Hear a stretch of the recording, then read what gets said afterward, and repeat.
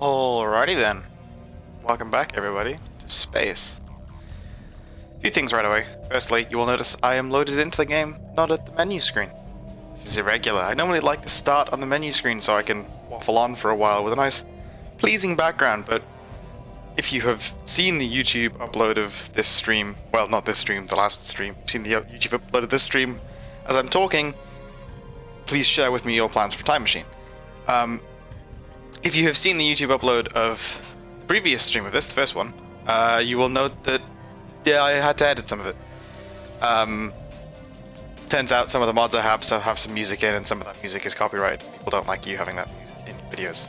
Fair enough. Consequently, I decided I'll just load it into the game, because I have control over what music plays in the game, and insufficient confidence that that control extends to what music plays on the main menu to risk it. So here we are in the game, because I know at this point this is the music from the soundtrack from the game. No one's going to have a problem with it. We're all fine. So with that out of the way, welcome back to episode 2 of the NEX Directive. For anybody who missed episode 1, this is my Stellaris playthrough, and we've got a little bit of a backstory involved in this. So this is a heavily modified version of Stellaris, just I'll mention once again, for anyone who missed the first episode. I like modding games, so this is not basic Stellaris. You will not get this if you get the game. However, I have left, it's according to a guide, so I did leave a link in the description of the first episode of this to the guide that I used to mod this, because this game is a bit difficult to mod and I used someone else's guide because they did all the work for me. Thank you very much. However, this game updates very regularly, and so do all the mods, so there's a very great chance that you won't be able to get what I have now.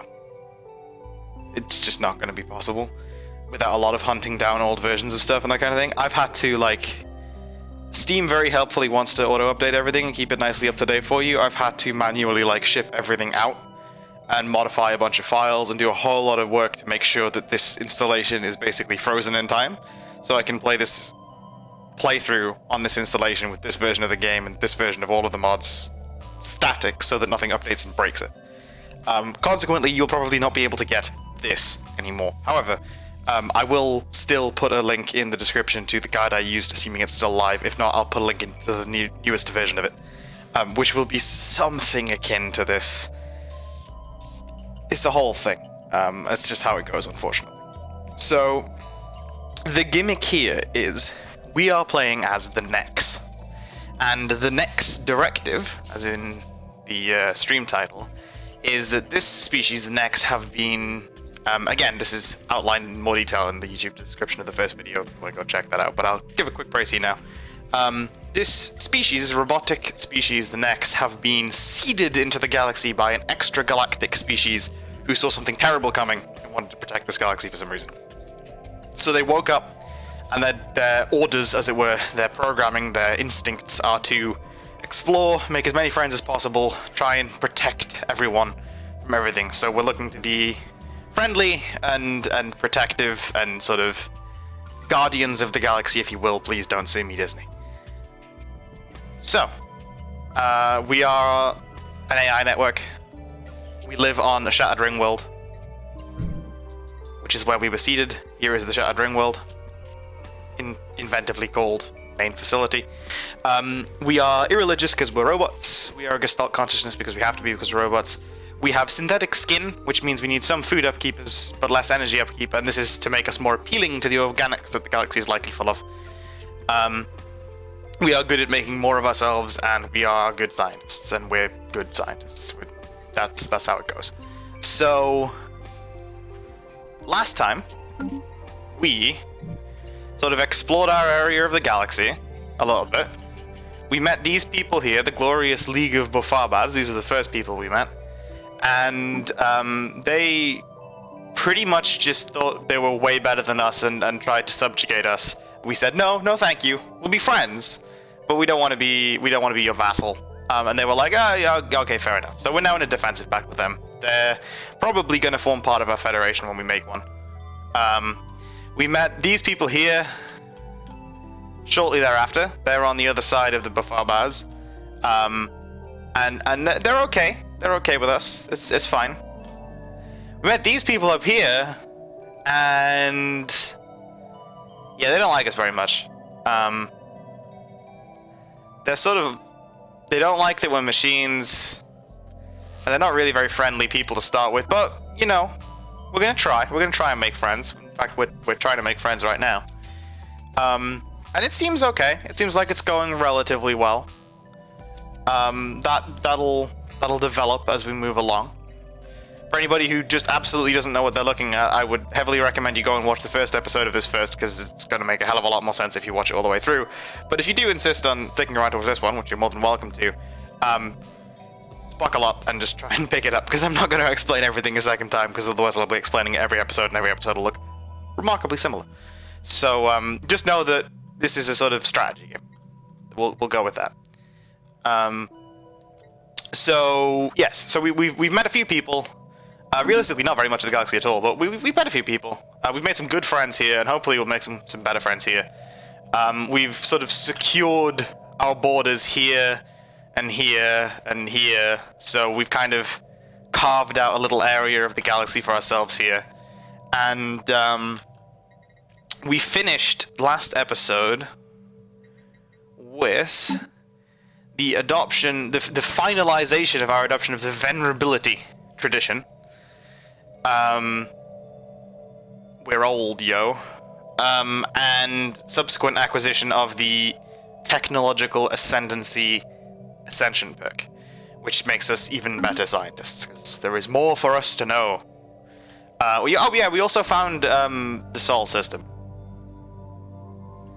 And we also interfered with the humans, and now they're becoming really xenophobic. So that seems just about good and proper, really. Let's see. We're currently paused. Let's just play and see what happens. I'll leave it on normal for a bit. Last time I put it up to fast and left it at fast for most of the time, but I don't really remember exactly what was happening everywhere, so we'll just leave it on normal for now. This is our fleet of corvettes. Did we design a destroyer last time? We did design a destroyer last time. It's fine. Yeah, we haven't made any yet. So yeah, this is a kinetic attack, balanced defense, medium and small destroyer. That's what my classifications mean. They make sense to me. This is a kinetic attack, armor defense, interceptor, and this is an energy attack, shield defense, interceptor. We made this class because we were worried that these people were going to attack us, and those weapons are basically more effective against these people here. So, during a survey of Pi Craterus 4, the ISS examiner discovered a previously unknown strategic resource dubbed Zro. It is an extremely rare aerosol of exotic particles that appears to have been deposited here through a meteor impact, but its true origin is a mystery. If ingested by psionically gifted individuals, this aerosol should act as a very potent and potentially addictive drug that enhances psi abilities. While we do not yet possess the means to extract this resource, we should seriously consider establishing control over the system for future exploitation. Well, good news is we already have control over the system, effectively. We're never going to be able to use that, because I'm pretty sure machines can't become psionic, unless one of the mods I have changes that, but it becomes very valuable to trade to people, so that's nice to have. It's this stuff here, Zero. Okay. So what is happening? We're surveying a bunch of systems, which is nice. We're doing some archaeology. We did make some destroyers. We designed some destroyers. We didn't make any. Which I think is fair. We don't really need any just yet. And we're currently researching, like, better... Eventually we'll be researching, like, better destroyer bits. So I don't really want to make sort of substandard destroyers unless we have to mobilize them for some sort of war. Okay, so construction complete, which means you are now at a loose end. So... System survey complete. Anything I can have you do? Yes, there is. You can go here. You can go survey this. This looks interesting. Special project complete. Okay. The attempt by Science Officer Unit F3 to salvage the derelict ship from the atmosphere of Kandara 4 was a failure. The gas giant's heavy gravity disabled the engines of one of our engineering tugs, which then collided with the derelict. Several lives were lost, and the ancient vessel was pushed even deeper into the atmosphere. beyond our reach. Well, that's unfortunate.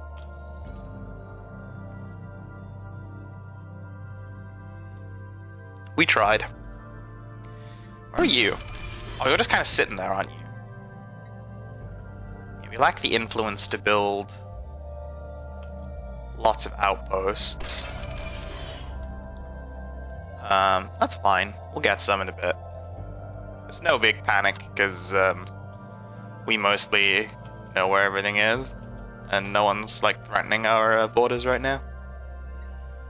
You are just making a bunch of mining stations and stuff. Honestly, I think it's more important we secure this system, because in theory these people... Well, we've got closed borders, but yeah.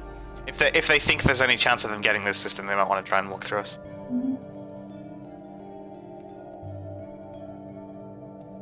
Assuming they even know what's in it, which they may not. Oh, we've got another system here. Yeah, we're just kind of knocking stuff out, like surveying bits and pieces here and there.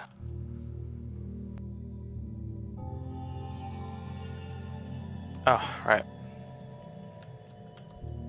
Yeah, we'll put it up to fast. I tend to find this game is a bit more exciting if you play it on fast and then pause. It just kind of keeps things moving a bit better, as opposed to just being on slow. And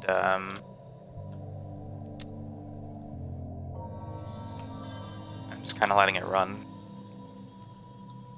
So we're going to save... I know we have enough influence to build a start base now, but we're actually going to save it so that once this guy's done building mining stations up here, we can build this one, because I think this is more important.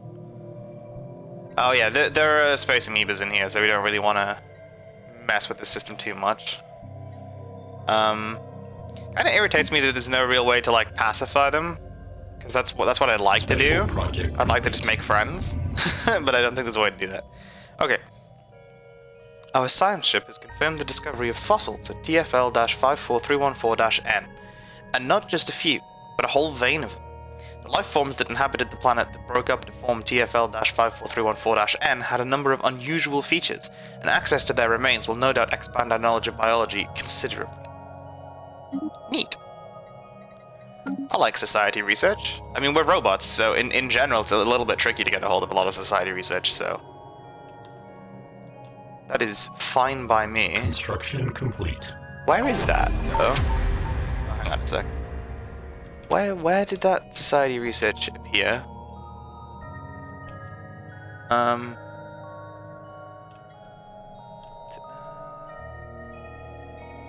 don't know. Presumably somewhere we've already exploited it. Archaeological site. The first music. According to the archaeological team's findings, a spherical object was transmitting signals beneath the surface. The object, which was sending signals through thick crusts, slowly increased the signal as the archaeological team got closer. The object that was signaling, as if to find itself, finally appeared under a thick crust. What the archaeological team found was a small, ball-like metal machine made up of an almost impossible unknown material. When the archaeological team discovered the machine, it stopped emitting signals and remained silent. The machine was not able to analyze its operating principles and the internal structure because it was impenetrable. What? Okay. The machine... That doesn't make any sense. The machine was not able to analyze its operating principles and internal structure because it was impenetrable, but fortunately the archaeological team recorded the last signal of the machine.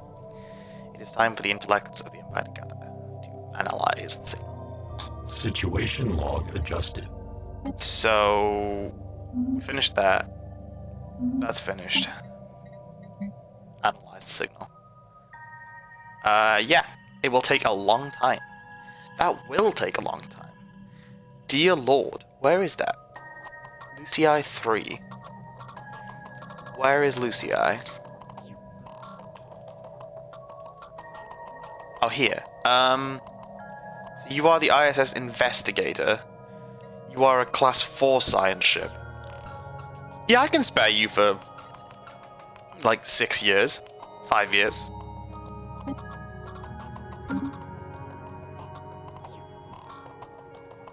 Seems okay to me. Okay, hang on. We actually have a bunch of stuff now just sitting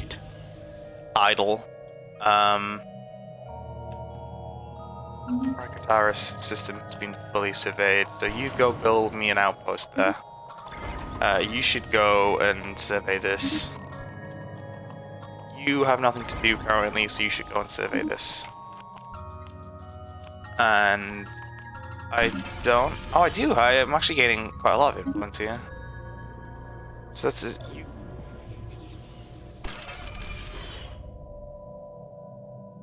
Oh, no, I see. Oh, no, I see. No. Stop. Oh, wait, what? Why did I just... I'm very confused. I didn't get the influence back. Maybe it's because it's already started. Oh, whatever. I was worried it was going to stop him building this one up here. It's fine. We'll get it done eventually.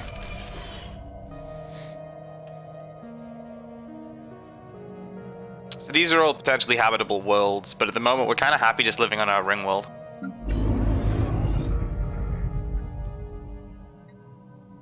Honestly.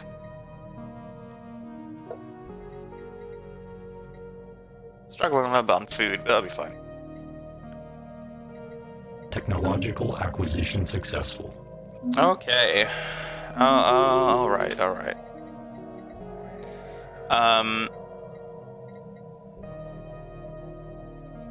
Alright, yeah, so this is a processing capacity upgrade. We already have a ridiculous amount of that. Yeah. Well, not a ridiculous amount. We have a mild excess. The 5.7k doesn't actually mean much, it's the plus 12 that's relevant. What have we got here? Interesting. Well, I quite like the rare resources, so we'll do... We'll do crystal first, because we appear to actually have a deficit of that. And then I guess we'll take... So the fact that this is highlighted means it'll stay here forever. Because it was something we got access to as a result of, like, a quest. We'll take this. I'd rather have it before I need it, to be honest. Oh, these guys can upgrade. I don't know what.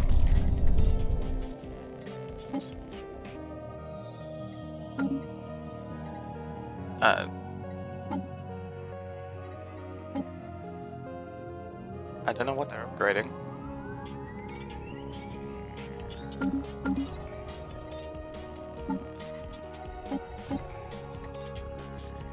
Anomalous surface variable detected. Oh, this. Technological acquisition successful.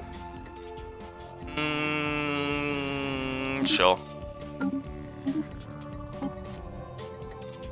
Well, naval capacity is nice, but so's the, so's this.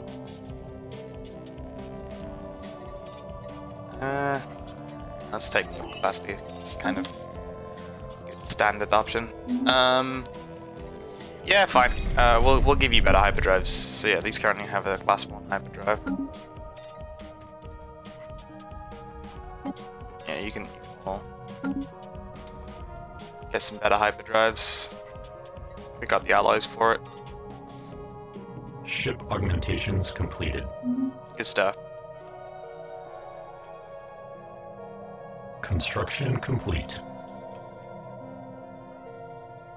I see, so this is currently unclaimed. But there's nothing there. Interesting. Oh. That's odd. Build me these, then these, then these, then these.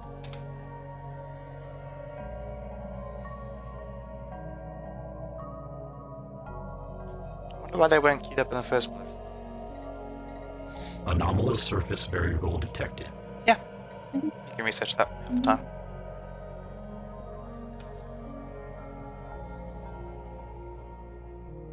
This is nice. Always like ally production. Hopefully we can eventually get some sort of big mega structure alloy forge around this magnetar here. That's the plan anyway. Systems look really pretty. hello. Nanobot mining. Despite encountering initial difficulties when landing on the surface, the scientific expedition team led by Unit B7 managed to enter the station safely. Following their suit sensors, the team began to make the arduous journey into the depths of the facility, towards where the unstable energy signals were originating from. What they found was quite extraordinary. The irregular energy signals were produced by swarms of nanobots, which, despite their age and lack of maintenance, seemed to have not forgotten their purpose. The team watched in awe as the nanobots, for lack of a better term, devoured seemingly useless rocks and stones, digested the contents, excreted the useless material into a disposal box, and regurgitated the valuable minerals into a retrieval collection, which doesn't seem to have been emptied for some time. Clever technology. So you just get a bunch of minerals. Fair enough. And can we harvest those? Like, can we repurpose the nanobots, or do we just get the minerals? I have a feeling we probably just get the minerals, which is a little bit sad, but hey ho. Edic Monolithic. Eurymedon 1 is uninhabited, and indeed uninhabitable, but not unvisited. Its surface is littered with tall cenotaphs carved from some mineral not native to the planet, evidently placed here by some artistically inclined spacefaring race. The monolith's flowing lines deftly chart a history so fantastical it must surely be fictional. Surely. Image them for the archives.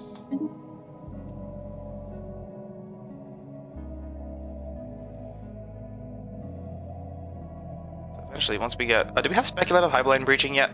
Was that on Anomalous surface variable detected. Yes. Was that on Hyperdrive 2, or is that a separate tag?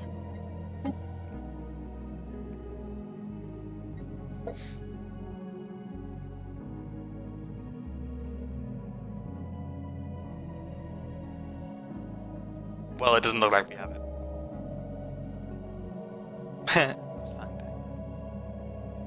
Apocalypse now. Good joke. Okay, System survey complete. fair enough. Right, you finished surveying that. What are you? You're a class 3 science ship. Go and... oh, there's a science ship up there already. I guess just go and start knocking out some of these star research projects. Seems like a thing to do. We got a lot of starbase capacity all of a sudden. Should probably start building some like anchorages and stuff. Right now, our only developed starbases are. Oh yeah. So this is now right. Yes. Okay. So that's what that finished doing. It finished becoming a proper starbase. So we probably want to use this as a template because it's like a border starbase. So what have we got? Shipyard, hangar bay, orbital refineries, and research facilities. Yeah, that seems about right. So, shipyard, hangar bay. Yeah, I like that as a sort of template for now for that. Oh, automated shipyard. While conducting their survey of Phi-Comi 3A, the ISS examiner detected the remains of an automated shipyard in orbit. It is at least 1,000 years old and seems to have been subjected to a heavy missile barrage, but one of its manufacturing bays is still in working condition. Science Officer Unit B7 is confident that power can be restored to the shipyard, but it would be a significant project. Okay, sure. Situation log adjusted. Where is that? Needs a construction ship in orbit. Ooh. What on earth is this?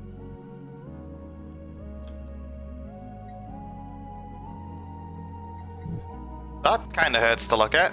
What's the deal with this star?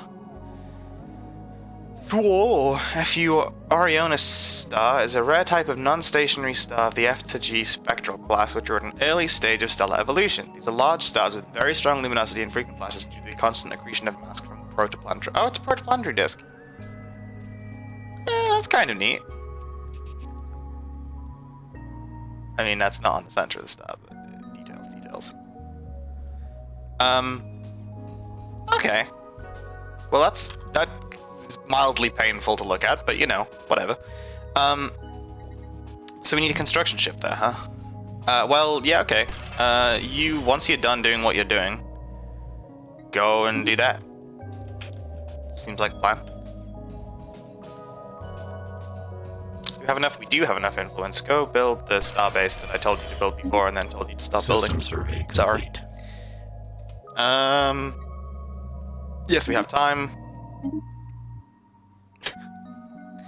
That's a little bit close. Right.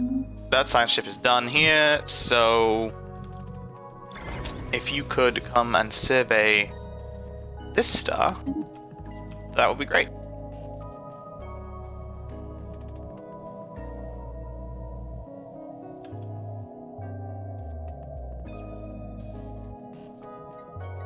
What's this? Okay, well, it's just chugging away. It's fine.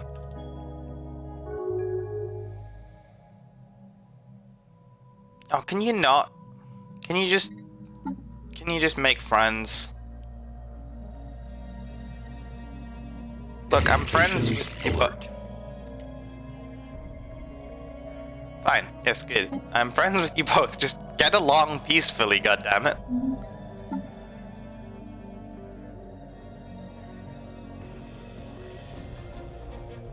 You guys had better make friends, or I'm gonna have to come over there and make friends for you. I don't have very many ships right now, but also I'm kind of friends with everybody, so... I'm hoping that's good enough for the time being. Let's see, we're in a defensive pact here, and a non-aggression pact here. What's cracking with these guys? They sort of like us a little bit, at least. You are still suspicious. So whilst you are suspicious, you are not gonna do a goddamn thing. I suppose that's fair enough. Construction complete. How's the fleet power looking? Yeah, okay, we're quite a distance behind these guys, but they are militaristic, so that's sort of how it goes. What? Okay, go build some mining stations, please.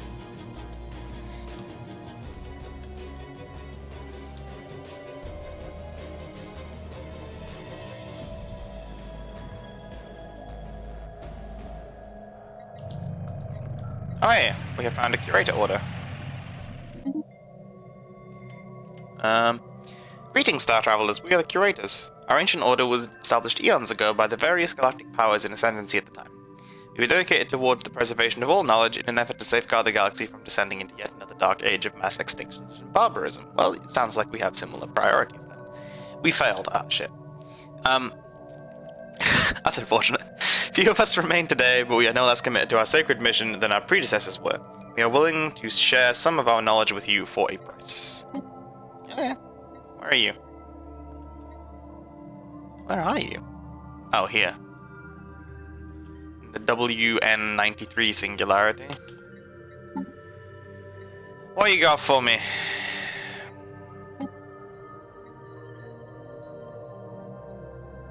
Hey.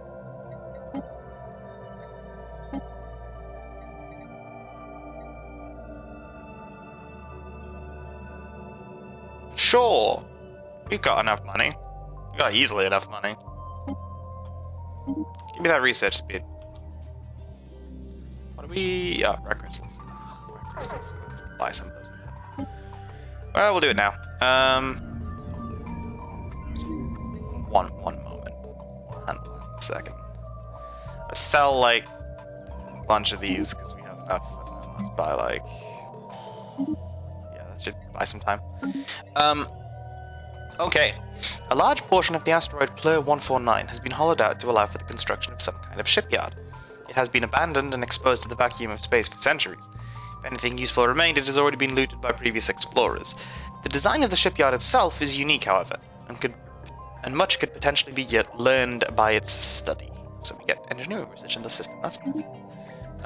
Okay, let's pause this. Yeah, what do we need to do? I had something I wanted to do. I don't know. Whatever. It's fine. Why did this suddenly go to 2.4K?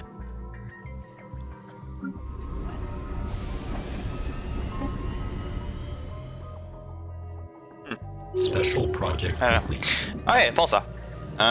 Physics research game. Yes, highly magnetized neutron stars that emit beams of electromagnetic radiation. Pulsar is only visible when the radiation beam is pointing directly at the observer, which results in a very precise interval of pulses that can sometimes be so exact that it can be used to measure the passage of time with extreme accuracy. This is actually one of the ways we measure time in the real world. Not so much anymore, we use cesium clocks, but we used to use pulsars for a while. They're very reliable. Interestingly, I think there are some pulsars that are slowing down, like perceptibly.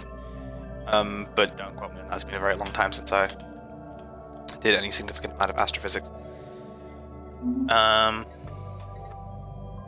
What does that mean? That means you have nothing to do. So, that's already happening. There's another star here. You know what I'm gonna tell you to go do. Go look at this star.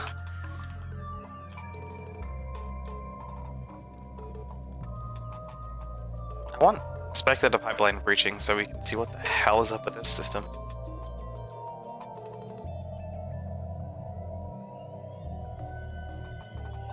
Like, it's sitting pretty much in the plane of the galaxy, a little bit above. And it's kind of whack. I don't really know what's up with that. And it appears to be, like, sufficiently remote that we just don't know what's going on. Technological acquisition successful. Great. I mean, these are good. These are good. They give us a lot of sight lines. Yeah, we'll take these.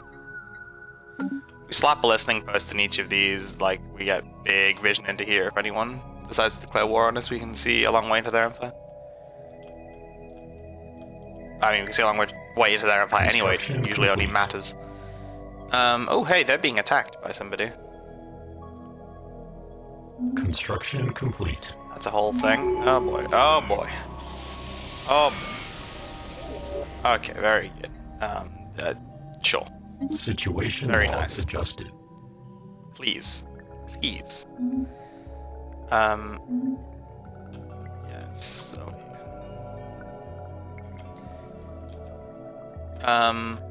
Okay. So we have any one of these. Okay, so I believe the plan was we want to make a federation. So we want versatility because we need universal compatibility to be able to make a federation. We want to do that before this whole area of space descends into just hellscape. So we'll do this. Is it the most useful thing for our empire development? No, but I think it's important. So 117 months until we can make a federation. Okay. There are ways to improve that.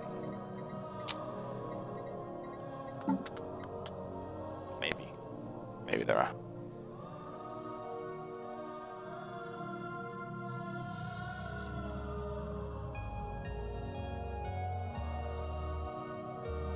That's a lot of unlocalized names you got there.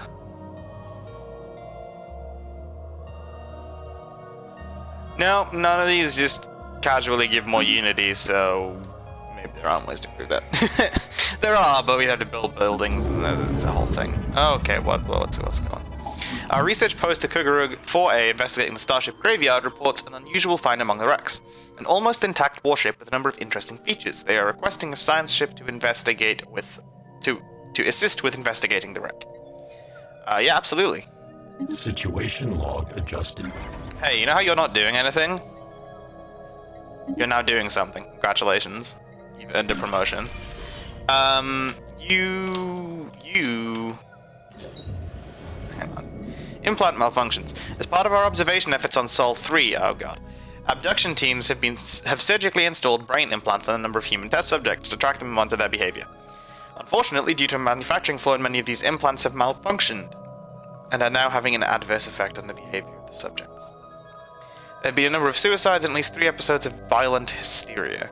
Staff of our observation post has asked for help in rounding up the remaining subjects and removing their implants before there are any more incidents. Yeah, okay, we should probably do that. Situation log adjusted. Hang on a tick. What does that mean? What do we need? Situation log. This. This needs a side. Okay. This is not time sensitive. This is. So you've still earned a promotion. You've just earned a promotion to this instead. You're not doing anything. You can't build here because we can't extract gas yet.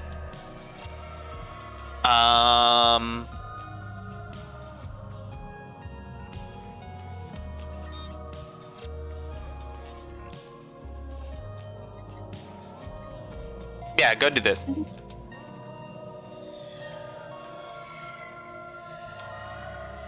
You need to get a wriggle on and get over here quickly, buddy. We do not have forever to do that. Successful. Okay. Heck. More naval capacity and more rare crystals. Nice. How are we doing? That's not too bad. Oh, this is good. This is a no-brainer. This is like the town hall central thing, main building. Which, considering we're living on one planet, this is hyper important because we need to upgrade the main business. Right, let's see. All of these are amazing, but this is rare, so we're going to take this because you don't get rare technologies every day. That makes me very sad though, because all of the other three were also very good. Such is life.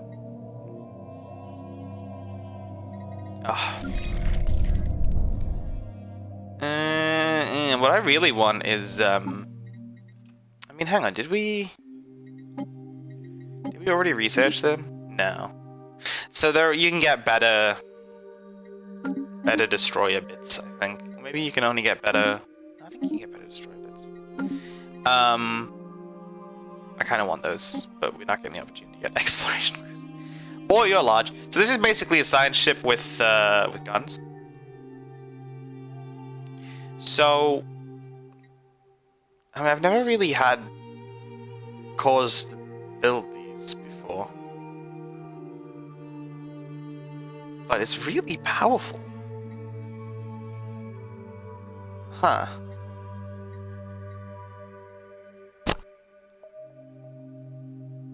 Why wouldn't I just build, like, lots of the... Oh, because they're stupidly expensive. Oh, okay. that's how they're balancing that. Right. Yeah, no, sell that for game. So I'm not doing that. That's like all of our alloys. Well done. Maybe not. Special project complete. F-type star, white dwarf. Nice. You. Why hasn't that been surveyed?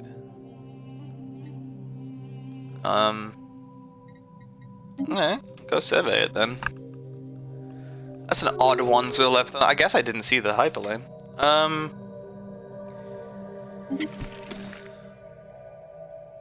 But why? But why though? Like, we were friends until you declared us rivals. God damn it. Why don't you like me? I'm improving relations and everything.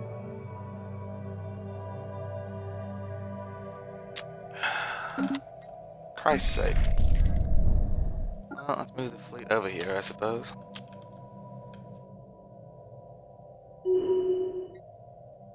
Yeah, okay. Delta Corvi. Oh, this one. And Parkrataris. Yeah, okay. Okay. Let's have a look. We have some kinetic armor class. You guys, I have a sinking feeling you probably aren't going to offer me an active sensor link. No. Well then. So, oh, you're a spiritualist. That's why you don't like me. Well, crap. Okay, so I don't really know what their ships are going to be, so let's just... I don't normally like just flooding things with corvettes, but it's kind of all we have right now. Let's add another ship class. Well, let's do this. And let's do this. And let's do... What do we need? We need another, like, 800 alloys. That's pricey. Let's sell some minerals. And buy, like...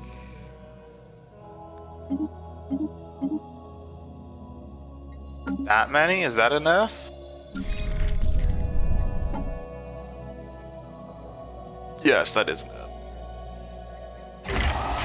And then while the fleet's moving over there, we'll reinforce it. And basically what we've got now is we've got 16 of each type. So kind of no matter what they field, we have something that can deal with it.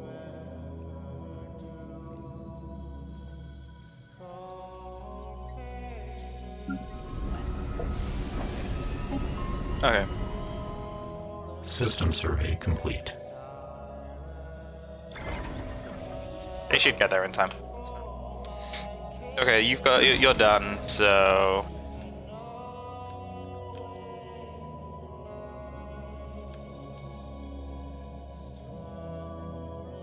yeah, you're pretty much just done. Like...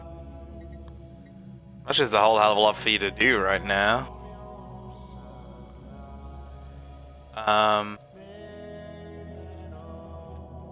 There's no anomalies to research. Just kind of stay in this area of space in case I need you in a minute. Go chill out. In like... well, the enemy want this system, so just stay where you are, to be honest. That'll do. Yeah, that's fine. Yeah, I know. I'm cool. Just go there. Huh. Special project complete. Okay, let's see. The ISS Assembler, that's an apt name for this project, successfully restored power to the automated shipyard of Vicom Y3A. The facility immediately resumed its interrupted construction order using what materials it had on hand to build 3 advanced raiders of an unknown design. Unfortunately, the ancient facility broke down completely afterwards and has been deemed beyond repair. We have sent crews to the new ships and commissioned them into our... okay, that'll help. What are you? You are... raiders. You have... highly mediocre weaponry.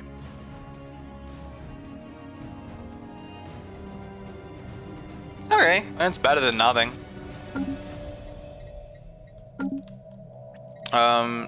Just go here. We'll subsume you into the fleet in a minute.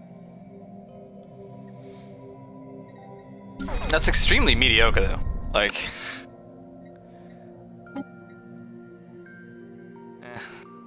that's highly whatever.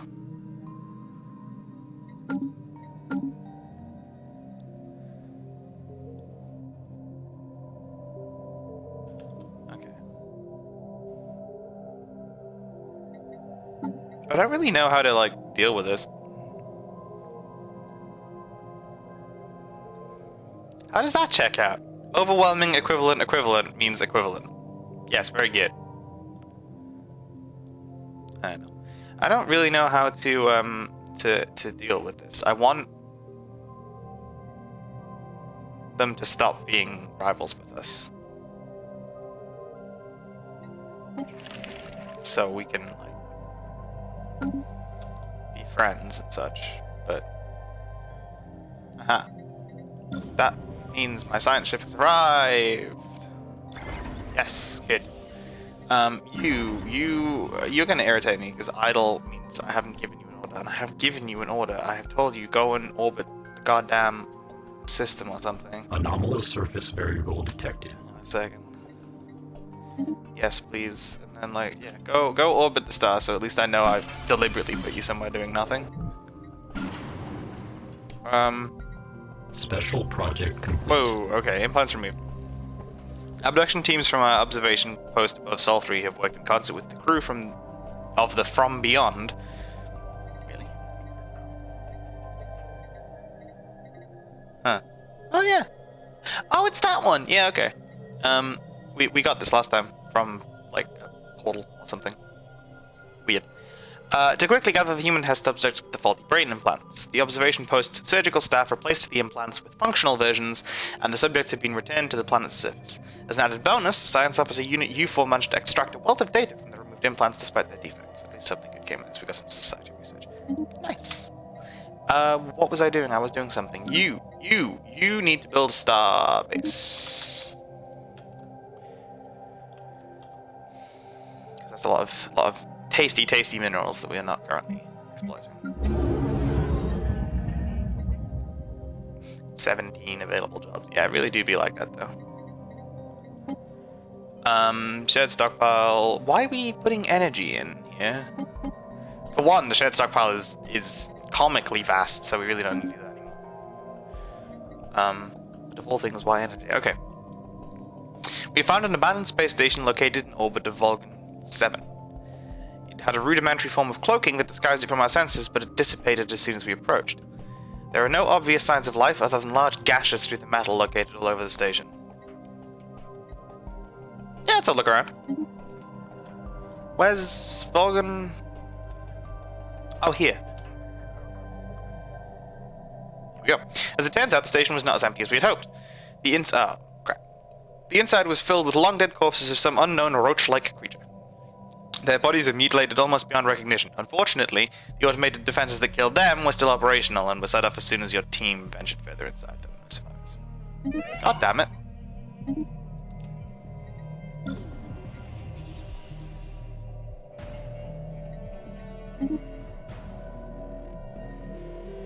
Ah. You're all engineers, aren't you? Combat observation.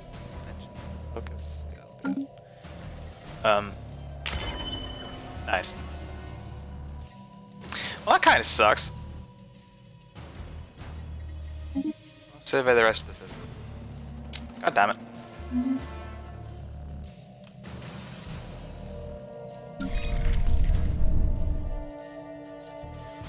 This fleet is here. Okay, they're on their way. look at all these reinforcements. Just following along. They'll all get there eventually. Construction complete. Okay, go build me like just a lot of mining stations and some research stations. Okay. Oh yeah, you did the thing. You did the project. So what? Oh, bugger off. Yeah. Okay. So now we need you to go do the other project we were gonna have you do, and there's an archaeological site there too, so you can do that when you're done. Right? You are. You're only class 2. System survey complete.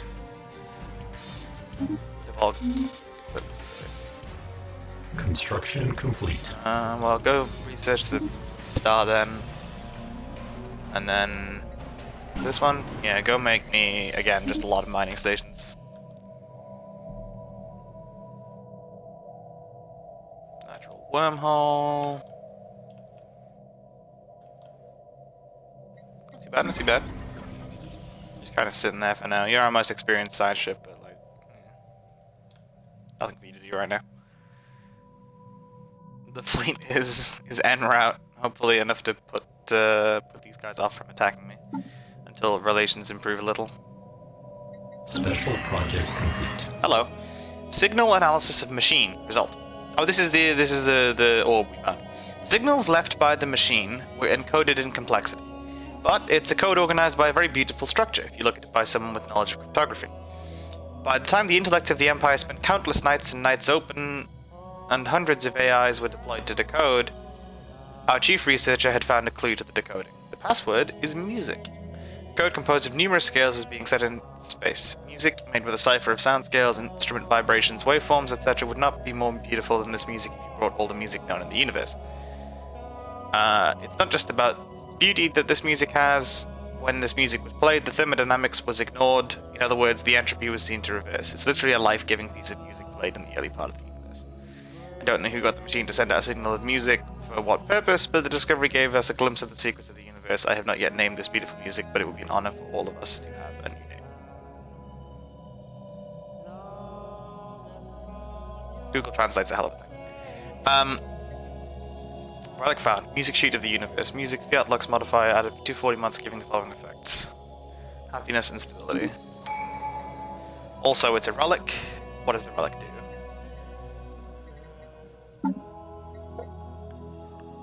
Society research from jobs is passively increased, and then an active is energy credits and happiness.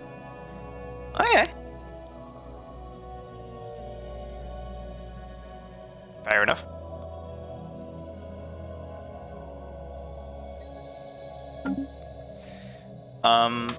Neat. It is not possible to activate this because I lack the required influence, so it's a nice thought. So you're just kind of chilling there now. Hang on a sec. Our scientists have analyzed the wreck. Ooh. And most of the ship is quite uninteresting, except for its hull, which is made of an extremely tough material reminiscent of the hull of the crystalline life forms we've encountered. Samples have been forwarded to our researchers for further studies. Crystal forged plating. Very good. And this was this dude here. Nice. Well done, buddy. Holding it down. Go survey this. Actually, no, just go do this instead. This guy can survey this. What was I about to do? Oh, well, where are you? You're there. This guy. This one. Anything for you to do? Not really. Oh, are there more archaeological sites? There must be somewhere.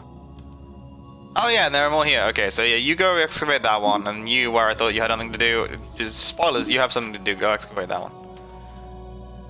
I forgot about archaeological sites. Oops. Okay, well you can, we don't have the influence, you can sit right where you are. Construction complete. Starbase. Okay, so this is now just as much of a bastion as the previous one, which is very nice. We can make defense platforms, but we have no real need to now, and I don't really want to put any allies on it.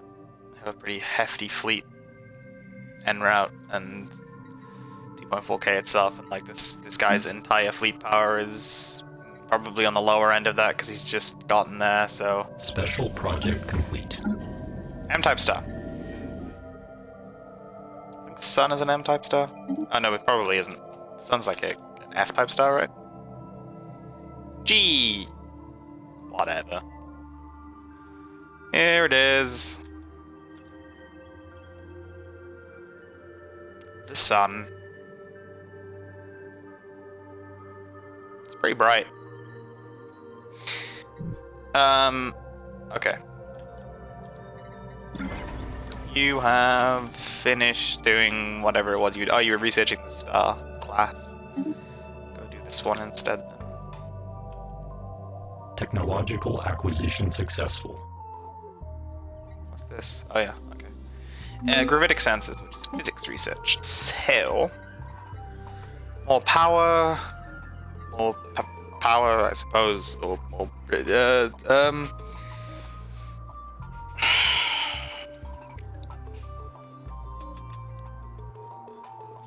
See,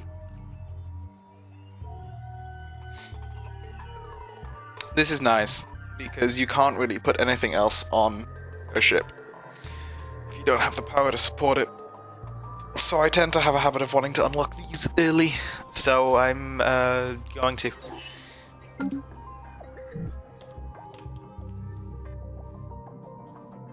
We can explore this way, incidentally. But realistically, I don't know how much I want to do that, because I'd want to make sure I got to here before these guys did. Otherwise, this just gets harder and harder to secure. So, I'm not sure how much I want to do that just at the moment. I want to repair this, but I lack mega engineering, and I also lack the required alloys, so I can't. The only mega structures you can build are these ones. We don't have the alloys for this either. Technological acquisition successful. Colonial centralization, that's always good to have.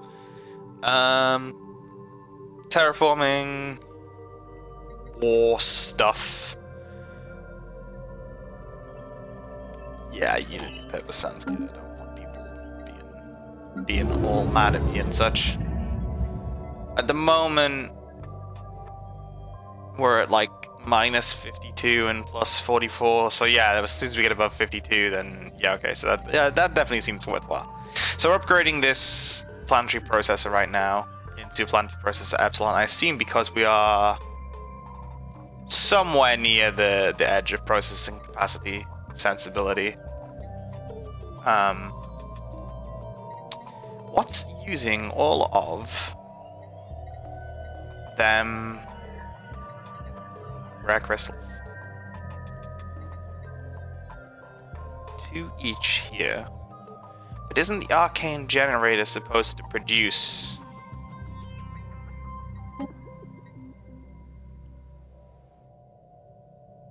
Oh, only some. Okay. So it just deliberately doesn't produce all, it only produces some. Okay, fair enough. I'll allow it, I suppose.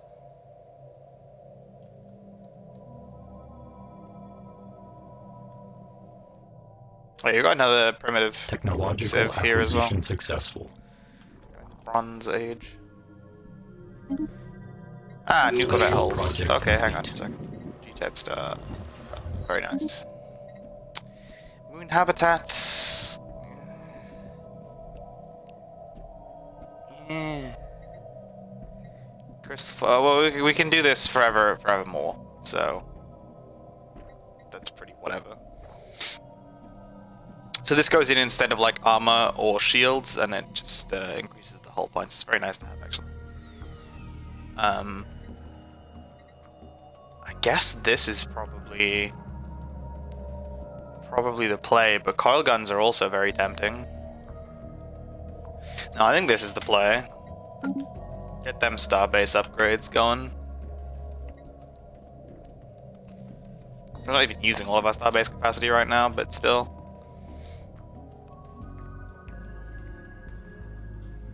I guess I should just build them at like strategic choke points and stuff. Or out of the way, maybe.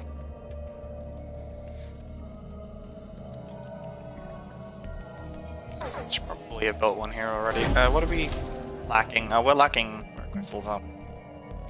We'll just buy some, it's fine. Archaeological site event pending. The Bale organism. Decoded ancient data crystals have been found at the dig site, chronicling the Grunner's military exploits. Whilst most are local and of little interest, several volumes detail the Grunner's first encounter with an alien species referred to as the Bale organism. Little more can be gleaned about the Bale at this point, save that they were a massive plantoid species and had many colonies seeded among the stars. What could possibly go wrong?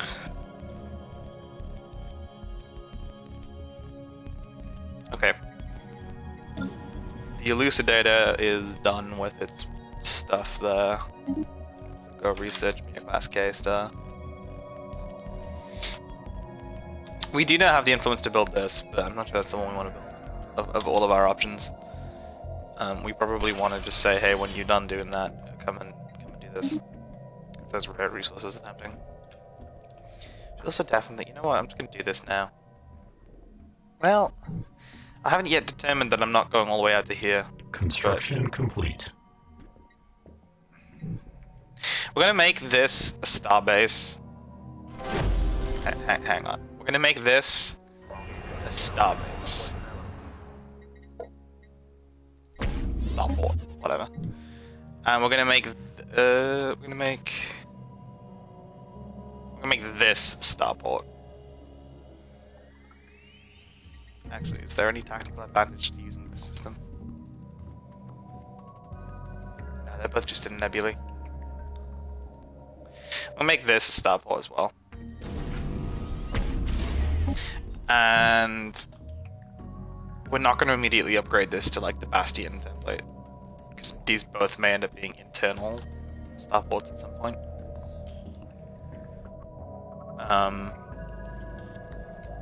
Tempted to make this a starport as well. I don't want to burn through my alloys there. We'll leave that for now. I may need to suddenly build more fleet, so... Oh hey, you guys are here, which means...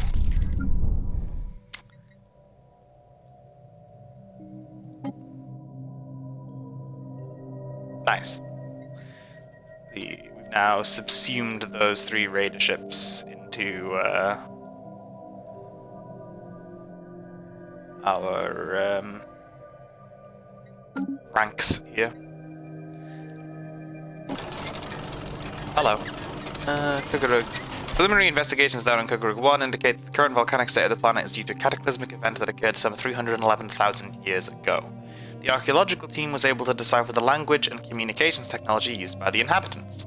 The last communications throughout the planet revolve around a single word, Zeaskahorn. At this point, it's still unclear why this event occurred. It's also ever more intriguing that some of the communications decoded by Science Officer Unit U4's team talk of Zeaskahorn before its occurrence, leading to the theory that this event may have been a long time coming. Keep looking.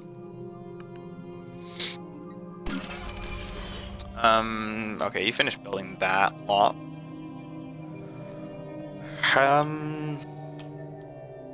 Oh, we can go build a mining station here for these crystals. That'll help offset some of this garbage.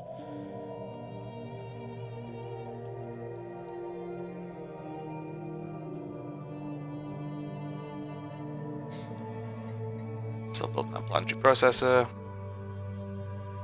How's relations looking with the Tamami? They're actively trying to piss us off, but oh yeah, our fleet's looking relatively similar to everyone else's now. Can you just like chill, buddy? How do you unrival someone? I don't think you can. I don't think you can be like, hey, can you calm down? We're already improving relations. Let's, hey, you like, what do you like?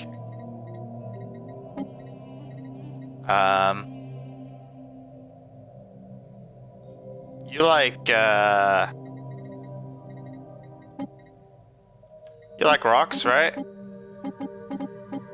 Have some rocks.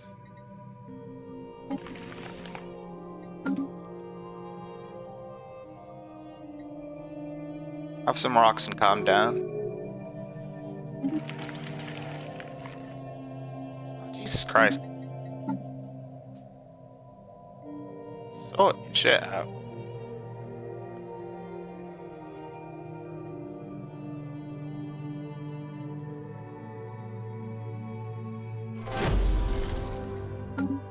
Okay. The Charmak, ghost warship. The interior of the ship is littered with mummified dead bodies. Well, that sounds pleasant. Some bodies bear signs of violent death, but most seem to have perished from starvation and life support failure. All of them belong to a species of small but resilient and physically adept avian species. That's too many species. That called themselves the Charmak, and was active in this region of the galaxy about 800 years ago. It's a long time ago. Their physiology shows signs of a spaceborne adaptation, suggesting that they have abandoned planet-side habitation at some point in their past to live aboard spacecraft such as this one.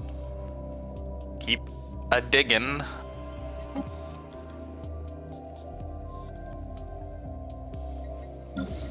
Okay, what are you doing? You did the star. You have starred the star. Now you may survey the system. Thank you. Okay. Gruna ruins.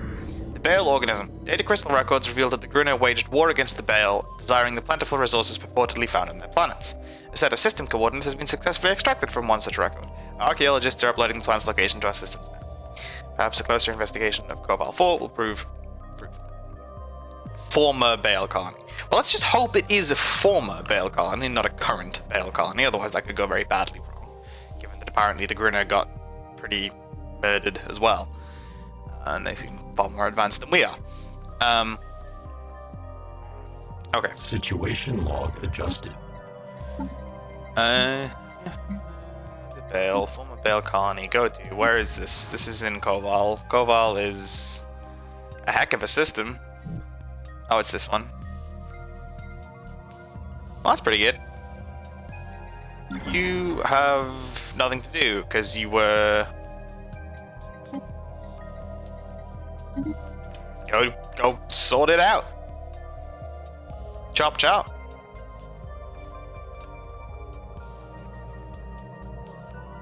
You started this mess.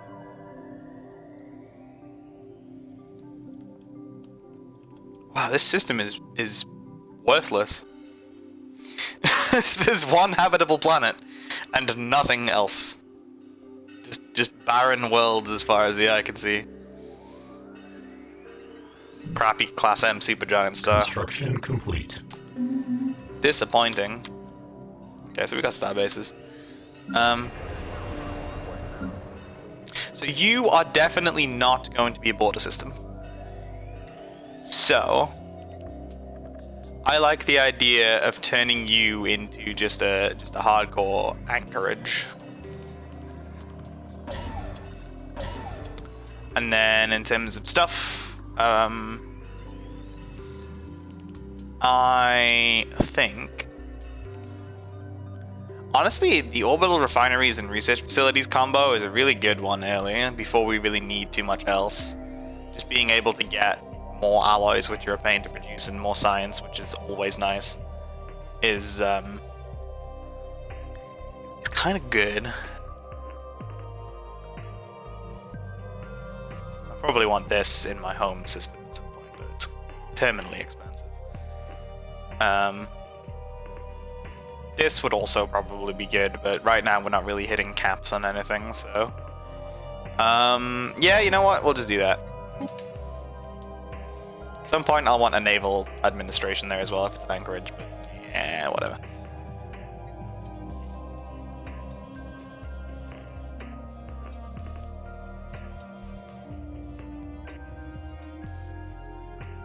Special project complete. Okay. Despite the promise of riches suggested in the ancient Gruna data crystals recovered from Delta Corvi, Koval 4 is a dry, barren world void of atmosphere. Fortunately, geological scans have revealed a near-endless trove of fossilized remains deep in the planet's sedimentary record. Among them is a plantoid species most likely to have been the Bale, as it is the only one identified in possession of the neurological structures required for sapience. A targeted excavation should uncover more investigation. That's an archaeological site, which means we now have to wait for this starbase to build before we can excavate it. You can only excavate inside your own borders, so we'll just chill for a bit. Why is this more habitable? Oh, perfect seasons and atmospheric aphrodisiac. Fair enough. We'd normally have 100% habitability on everything, but because of our synthetic skin we have... Actually, we normally have 200% habitability on everything, so the negative modifiers don't affect us. But because of our synthetic skin, we have minus 140, so the default is 60. And so far, every planet that doesn't have a feature is 60. Which is why I was perplexed that that one was not 60, and the answer is because it has a feature. Space amoebas. Some space amoebas. I'd really like to just kind of make friends with you guys, but I don't think there's a way to do that.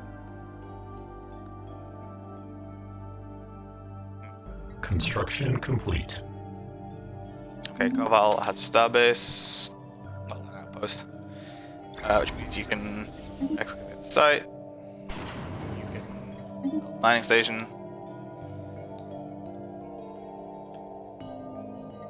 Where's this? Alright, yeah. Well, we do have the influence now, but this is looking like a way more lucrative system, so we'll do that one first. This one's also pretty mediocre, so... yeah, I'd build an outpost here if I thought there was any point at all. I really don't think there is. Okay.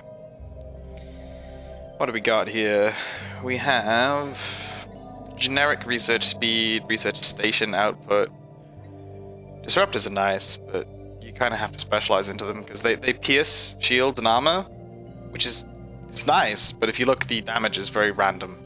And it's also only good if it's all you're doing, because if you have a bunch of disruptors piercing shield and armor and hitting the hull directly, and then a bunch of other weapons that have to just hit the shields and armor, kind of wasting your time, because you could just replace those disruptors with things to get through the shields and armor faster.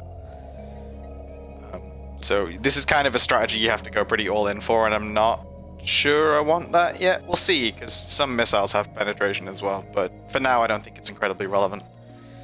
I don't really care about reactor boosters. I don't really care about plasma. Most of our research coming from stations or from... Well, this is good for everything. Take this. Basically, the other one's better if more than half of our research is coming from stations, but we'll get them both eventually, so we'll just take this for now. It's nice and safe. Let's have a look. Stations... No, most of our research is coming from jobs. Yeah, okay. So, definitely the right choice. Where are you? You've just finished building this. Yeah, I don't really know what I want you to do. If I'm honest. Oh, that's a good answer. I didn't realize there was another construction ship project there. The more you know.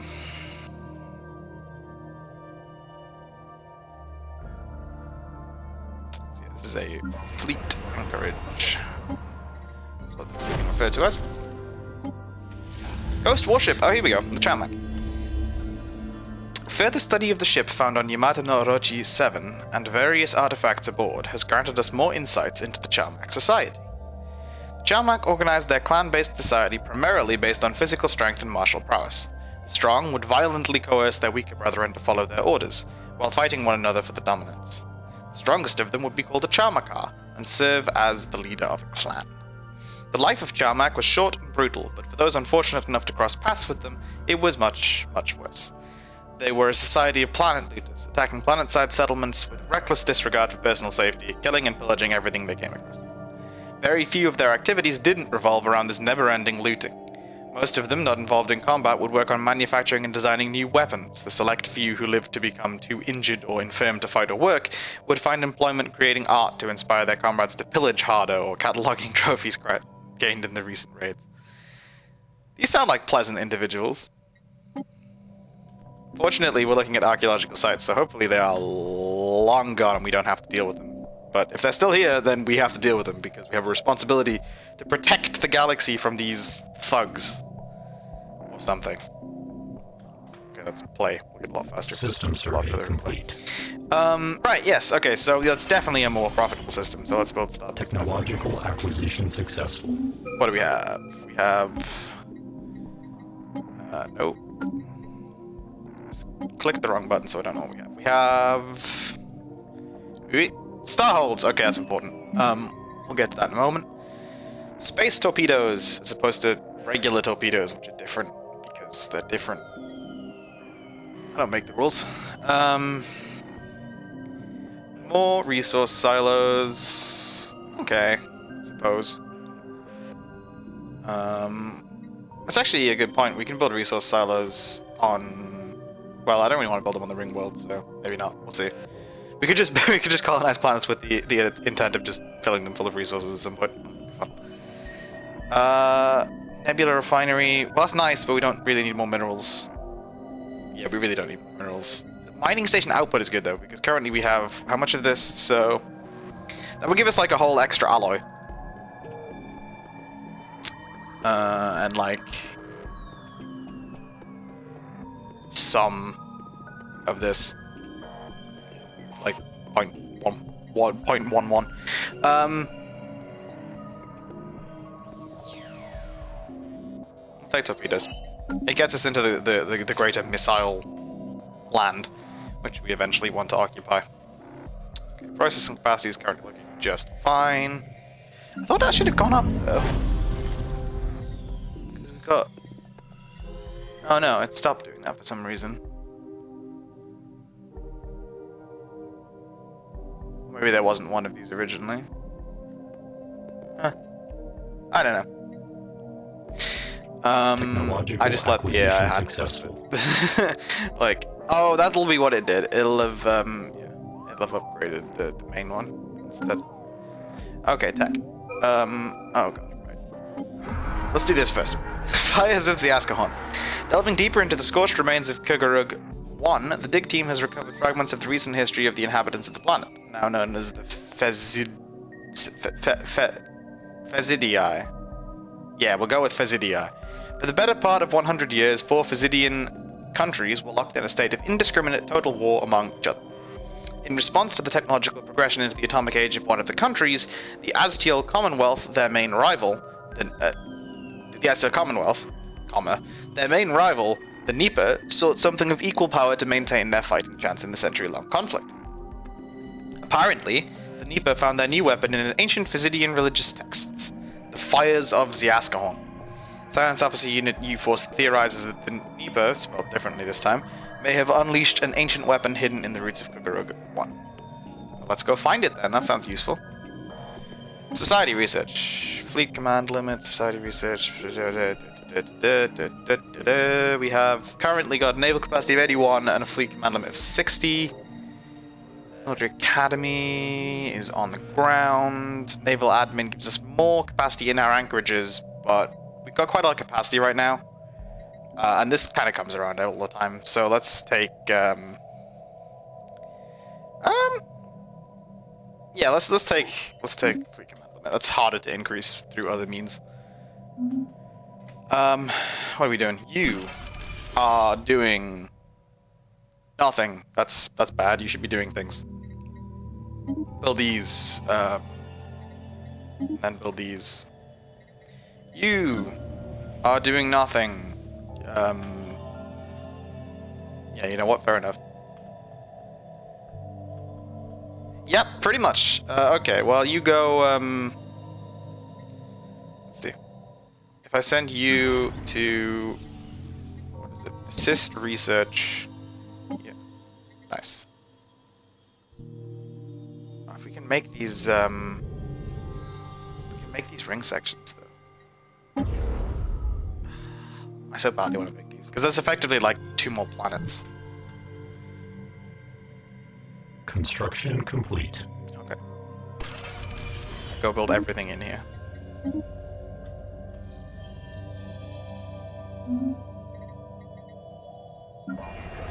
Okay, so this is Omicron Andromeda here. We're going to want you to have orbital refineries and research facilities, right?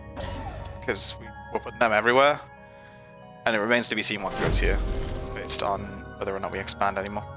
Okay, the Baron. Thick layers of ash and a notable mass extinction event in the geological record coincide with material previously extracted from Gruner data crystals. Okay, so this is our new site. Suggesting the Gruner firebombed Koval 4 with a gelling incendiary napalm roughly 7 million years ago. Jesus, what? That's a long time ago. Fair enough. Widespread deforestation of the planet's surface disrupted local ecosystems, and the lack of oxygen-fixing vegetation gradually depleted the planet's atmosphere over the next 60,000 years. Yeah, that is pretty unfortunate, really. But, that's how it goes, apparently.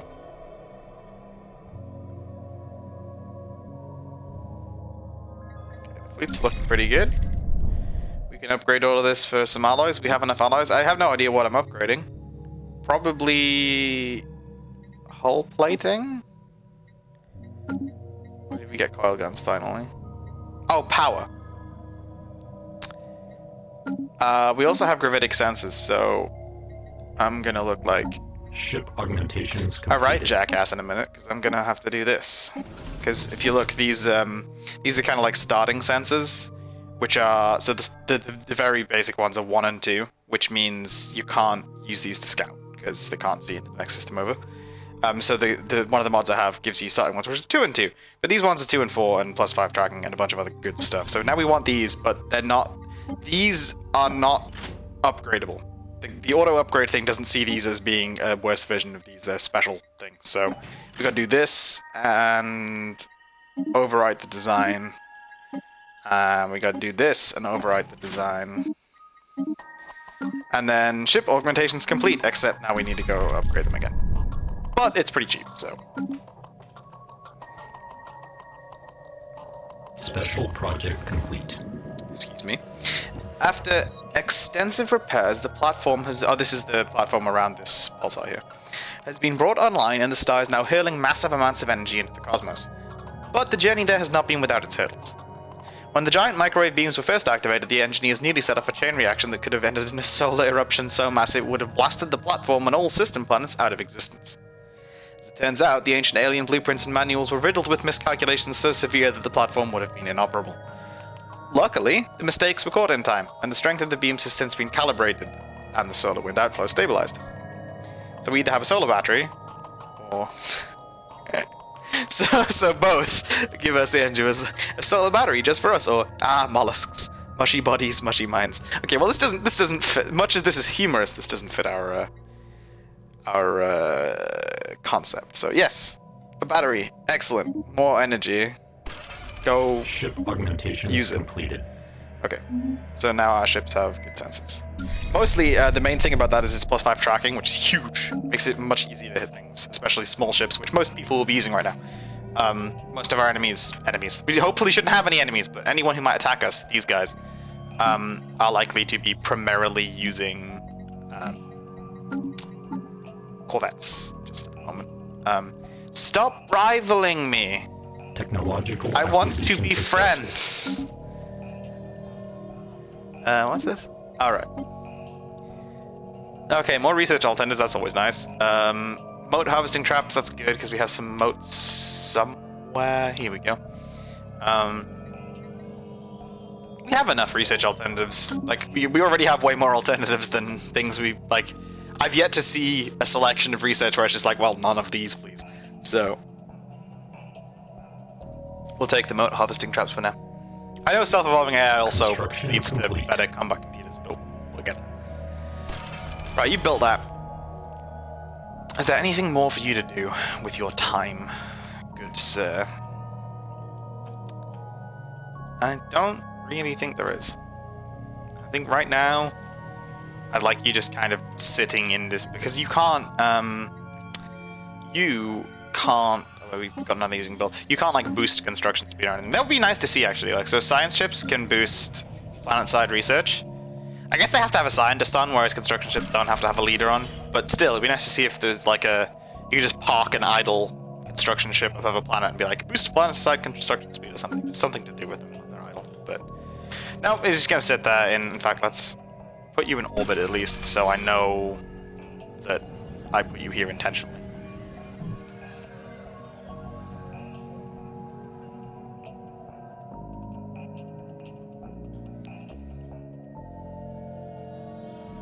There's another pulsar. A lot of pulsars. Pulsar here, magnetar here. Situation log hello. adjusted. Breakthrough temporal shielding. Okay, so the glorious League of Bofarbas over here. Shields have always functioned to mitigate damage by placing either a physical or energy-based barrier between the attacked and the attacker. Bofarbas scientists have found a way to place that barrier not in space, but in time. While true time travel remains out of reach, temporal shielding uses small-scale time displacement fields to offset incoming ordnance by a few seconds, preventing it from hitting what it was aimed at. Sadly, time displacement fields are only stable for extremely short periods, so going back in time to tell yourself to make better life choices or what the winning lottery numbers will be remains the stuff of science fiction. Nonetheless, the applications of this technology for physics research are astounding. So, the way breakthroughs work, again, this is another mod that adds these, is they get all of that crap because they found it. But because they're next to us, I mean, or anywhere in the galaxy for that matter, there is now a chance, based on how many breakthroughs we don't have and how many they do have, and all sorts of various factors that I don't really care to understand in great detail, that this will appear. So there's a very, very vanishingly small chance that this will appear that breakthroughs will appear in somebody's research list somewhere in the galaxy. They're like hyper rare. But then as soon as someone has researched it, as long as you know them, there's an increased chance that you will find out about it. So now that they have researched this, I will be needing to keep an eye on the physics research list because there's a strong chance it will appear for me soon. And here's all of the things that give us an increased chance of getting a hold of that, including transcendent learning. So transcendent learning, one of the main attractions. This was our first ascension perk. One of the main attractions is max breakthrough technologies without spread from a neighbor is no longer capped at 3. So by default, it's capped at 3. If you don't have this ascension perk, you can only make 3 breakthroughs yourself, and then you have to get the rest from other people. I can make as many as I want myself, so this is nice for lots of reasons. It also makes it more likely for me to get a hold of other breakthroughs that other people have. So this appears as a situation lock item, just so you can track things that help you get this. So research pact or a friendly neighbor, spy network and a hostile neighbor, field manipulation expert leading physics, various stuff, yes, many things, positives, negatives. So this just helps you kind of track how well you are doing in the stakes of like things that help you pursue discovering that breakthrough from your neighbor. This is a friendly neighbor, right? And we have a research agreement with them, so that should update soon. End of the month, probably? Okay, no, maybe it's just bugged.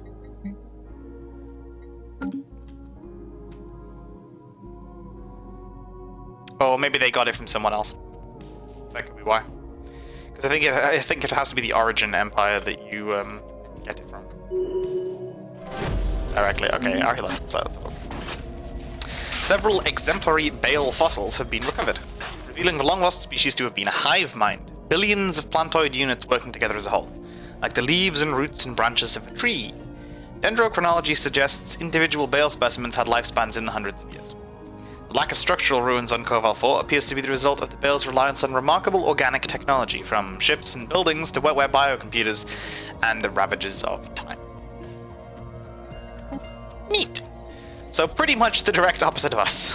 We are robots that look like organisms, and they're kind of like organisms that look like robots. Research core unlocked. Oh, okay, so you now can research good, but you don't research good, you survey, so yeah. Regular stuff.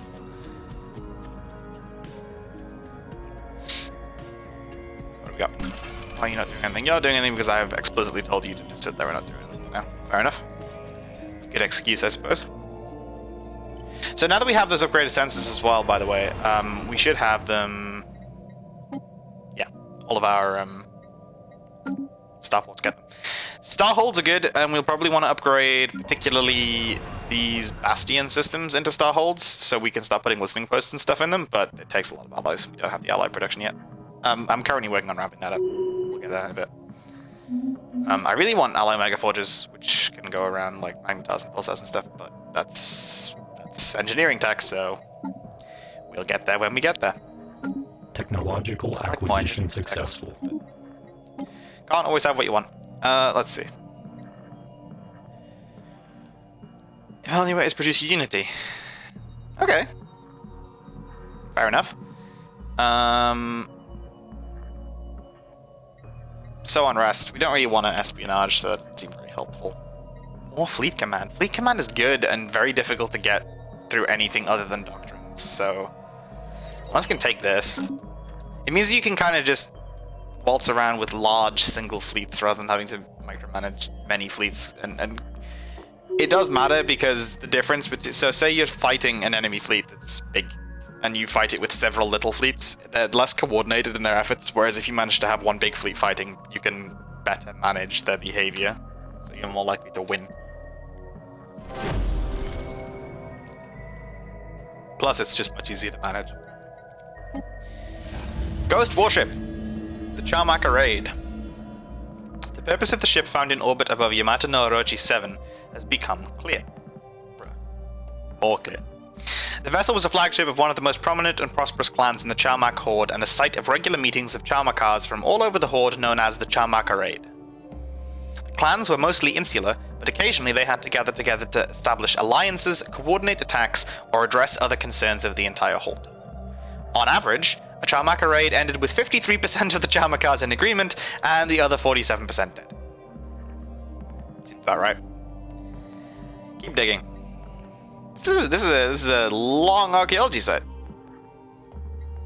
Lots of stuff to find. I hope it'll get something worthwhile at the end of it. It is vacuuming up my scientists' time. Not that they have anything else to do right now, so I suppose I can't be mad. Ooh, hello. Lots of money. Over the many years, we've collected a sum of energy that is nothing to laugh at. Perhaps we should donate some to the hungry, the sick, or maybe we could invest in finding the cure to space cancer. Donate to the hungry, donate to the sick, or donate to find a cure for space cancer. Well, this gives us strictly less influence. But yeah, why not? There's lots of ways to help the hungry and sick. You tend to need lots of money all at once to try and find cures for diseases, so we'll leverage the centralization of funds we have here. I actually don't know what the difference between those options is. We'll find out. I assume there's a difference. Other than just you don't get as much influence for this one. I need to build... Oh, we have plenty of influence. So I guess we'll get you to build this one next. Archaeological site. The Fires of Ziaskahorn. Having been able to uncover some of the ancient texts hidden away in the remnants of Kukurug 1, describing the Fires of Ziaskahorn, we have found new information on the entire scenario. The Fires of Ziaskahorn are a 2,000-year-old prophecy depicting the end of the world, first seen in early Physidian writing and religion. The fires would ignite after an individual had received Ziaskahorn flame, or ember, there was much debate back then, from the ancient Physidian goddess of fire, Zia. Apparently, Zia would have given the flame to an individual in the hopes of ending a great conflict, which early Physidian monks knew not of. Keeping with the prophecy, that individual had, since the moment they were born, always been destined to receive the flame from Zia and unleash Ziaskahorn. Okay. Fair enough.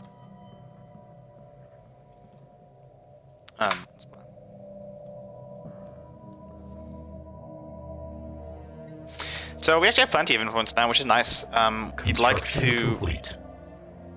Yes, we'd like to use that to finally sort of build outposts in the last handful of stations we've got going on here.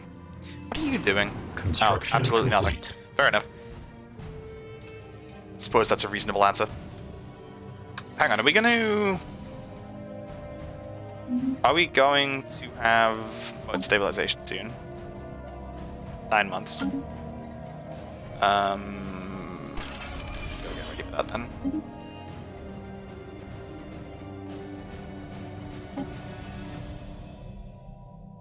Wait. Oh, I see. Maybe that just hangs around until it's done. Because normally the archaeological side things go grey once they're completed.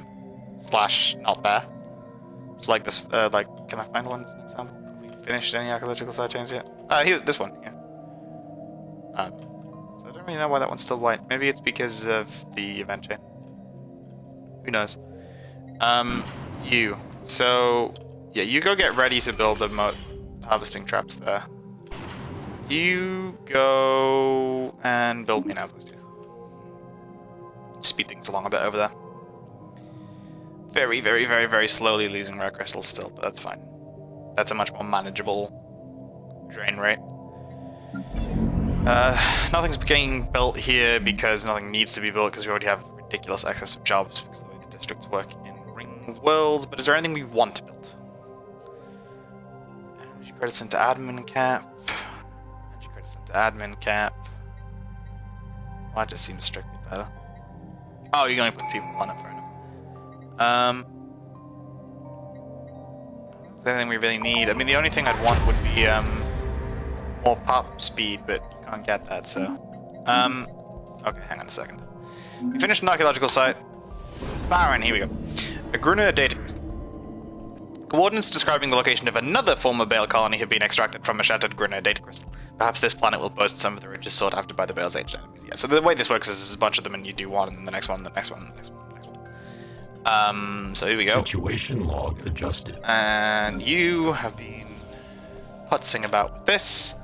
Where do you go now? You go here. Very good. Research projects and systems. I'm very happy to see it's going this way, into space we control and can do something about it. If it was going this way, I'd be very sad because we couldn't do anything about it. We can make a federation! In principle, rather relies on the people wanting to make a federation, but we can do it! Okay, let's go have a look.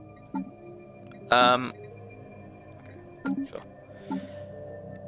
You fine folks. Requires excellent relations or an envoy sent to improve relations. Okay, so we're going to have to...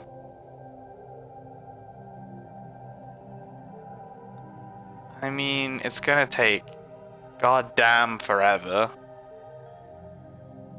to get to excellent relations. So we're gonna have to just kind of accept that the Tamami unit is like us. Whatever. They'll stop rivaling us at some point. I hope. Yeah, you don't really like us. Whatever.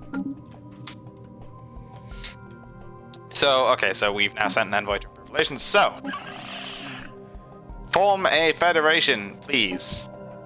I would like to form... Okay, well, what can I form? Galactic Union or Breaches Cooperative, that's it. Fair enough. So, members of this federation are united and ready to cooperate to deal with whatever problems may arise. Diverse ethics impose a 50% smaller penalty to Federation cohesion. Or free and automatic research agreements between all Federation members. Well, I like research, that's kind of what I'm doing, but at the same time, I'm going to try and spread the net of this Federation as wide as possible and involve as many people as possible, so the diverse ethics business is probably worthwhile.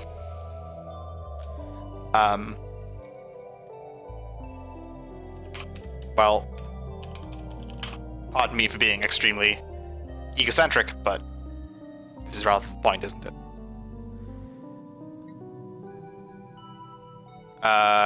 Actually, let's do that.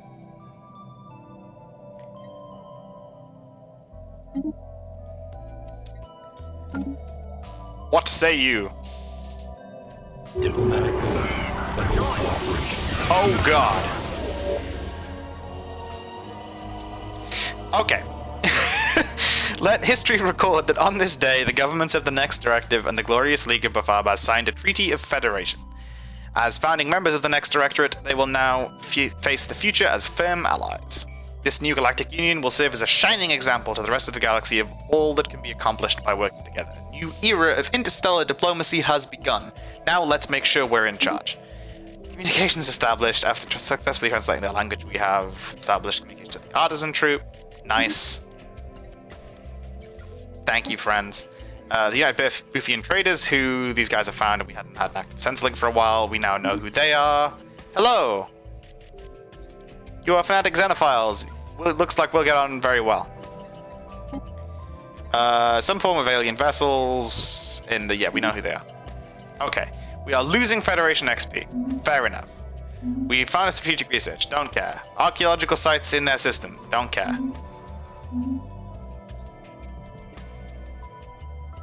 Federation. Yes, good. Federation. How does this work? I've never done this before. Okay. So, currently, we are president. Cohesion is going down because there is a rotation succession type and the ethics are diverse. Okay. So, currently, very good. How do we improve cohesion? add envoys to boost monthly cohesion. We can't because you are busy for a year. Okay. No Federation fleet, that's fine. Laws, here we go. Fleet contribution, no. Succession type, rotation, random, challenge, strongest. I want strongest, and I want strongest tech, but,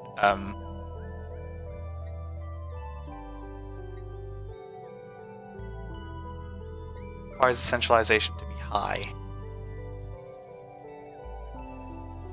Oh god, it's gonna take a little while, isn't it? Can subjects join? Well, they don't want that, so... They in fact don't want a goddamn thing.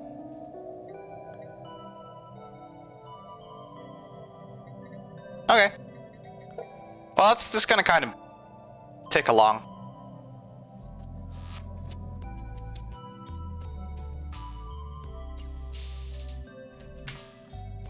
Hopefully they assign some envoys, so... Technological acquisition successful. Alright. Yeah, so that helps.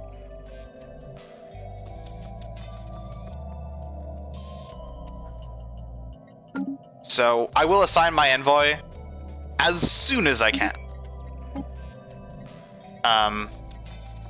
Hello. Cruises. Gas extraction, improved starcraft, deep drills. I think this is just a little bit too useful right now to pass up on. I want to get into cruises quite quickly, probably. But the gas extraction wasn't good because we have a lot of gas in our systems that kind of getting in the way.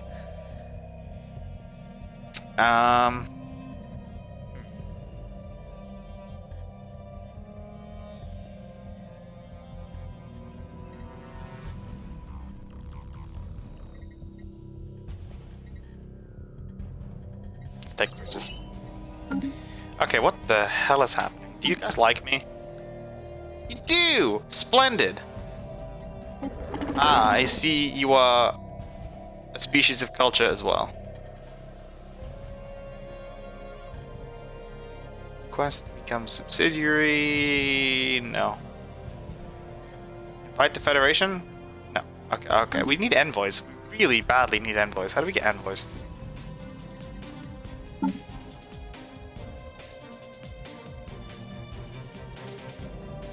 Can we get envoys?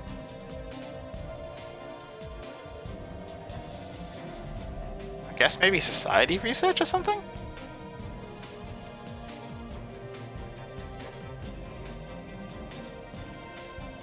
I didn't really think about this.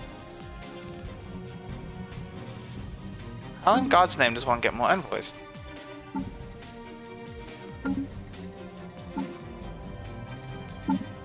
Policies? Cooperative? I don't know. Here we go. Civics, buildings, Federation perks, and building an interstellar assembly. Okay.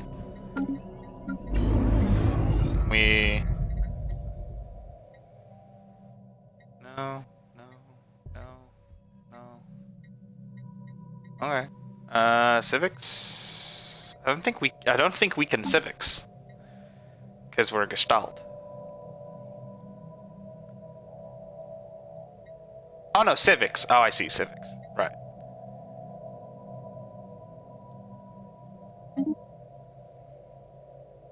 We don't have any more civics. Ah. Well... Okay. Fair enough. Looks like the answer to how we get more envoys is not now.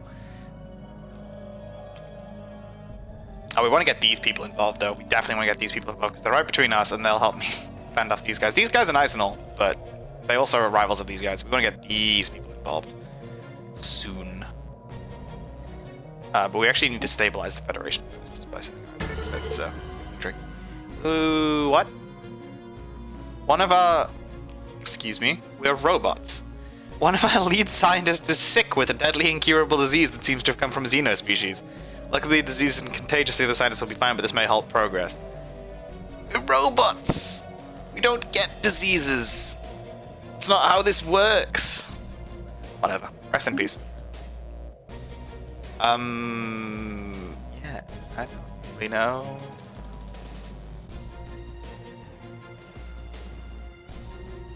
I guess he just sent an envoy and hope.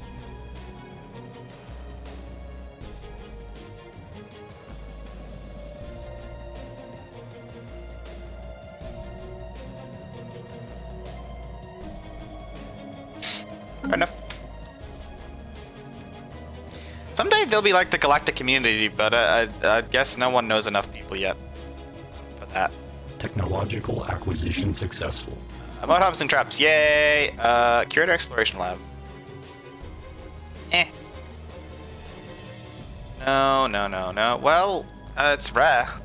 Sure. Nothing else was terribly exciting there. It's rare and relatively cheap. You can now build.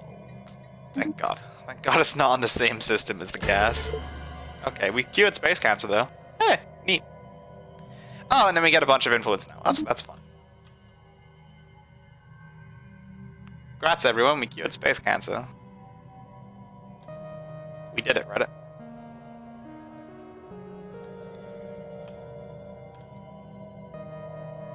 What's this?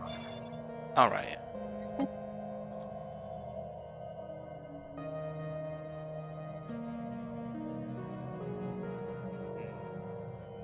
I wonder where this wormhole goes.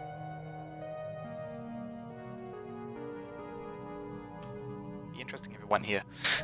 It's kind of useful actually, I'm gonna be honest with you. Starbase in orbit of Eurymedon. This is Eurymedon. Go build me a bunch of mining stations and research stations and such. Many thanks. We have a lot of minerals. We're not making any less energy than we ever have, we're just consuming a lot of energy, fair enough. Such is life.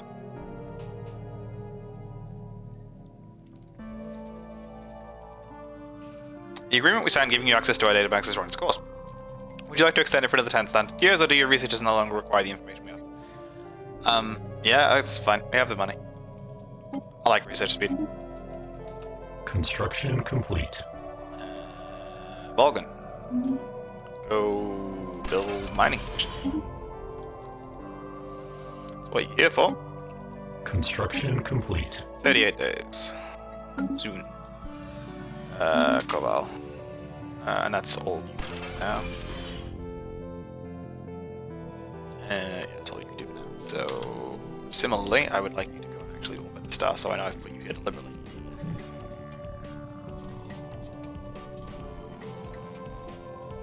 We're beginning to understand some of the composition of the galaxy. Okay, archaeological. Ghost Warship. The Orange Freaks. Unit Z4 reports finding records from the last Charmaka raid ever held on a ship they are studying. It took place not long before the collapse of the Charmak civilization. The only item on the agenda was a new foe the Horde had encountered. Charmaks did not care to learn their identity, referring to them simply as Orange Freaks. They had conducted a series of hit-and-run attacks on smaller, more isolated clans in the Horde, which for the Charmak was something unheard of, and finding themselves on the receiving end of the attacks for once was a cause of great concern. Many Charmakars pledged their clan's support to the retaliation campaign.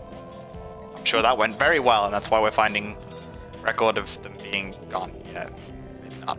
Maybe that didn't go so well. Suspecting maybe that went really rather badly for them.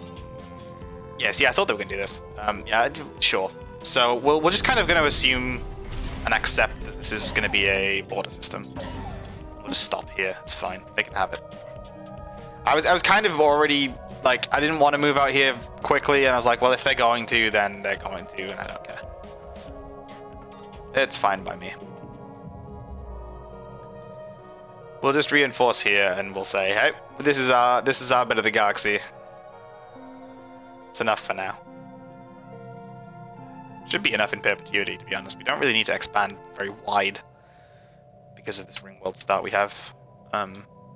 This is kind of always going to be quite a tall playthrough, not a wide playthrough.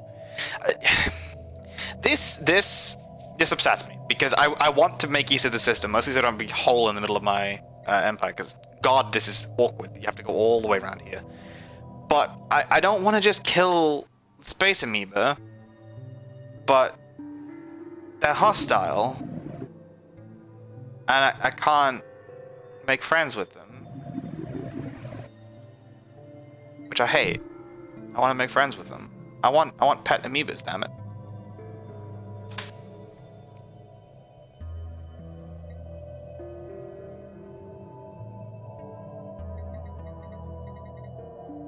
Special project complete. Okay, we still have cruises. Former Bale colony, the Shattered. The crew of the ISS Examiner were initially certain they had made a triangulation mistake when deducing the coordinates of the supposed Bale colony in the Apollonia system, having found nothing but asteroids where they expected a life-bearing planet. However, closer study of the asteroid's composition has revealed that they are in fact what remains of the former Bale colony.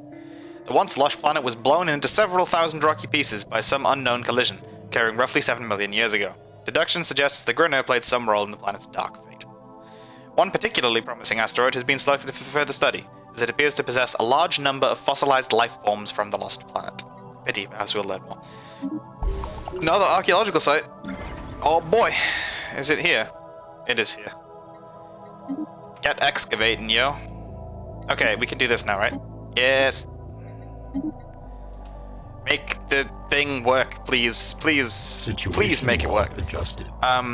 Okay, the traders have found a contained singularity. The fear that a creation will surpass the capabilities of its creator has been fodder for literature on our world since before we even knew about computing.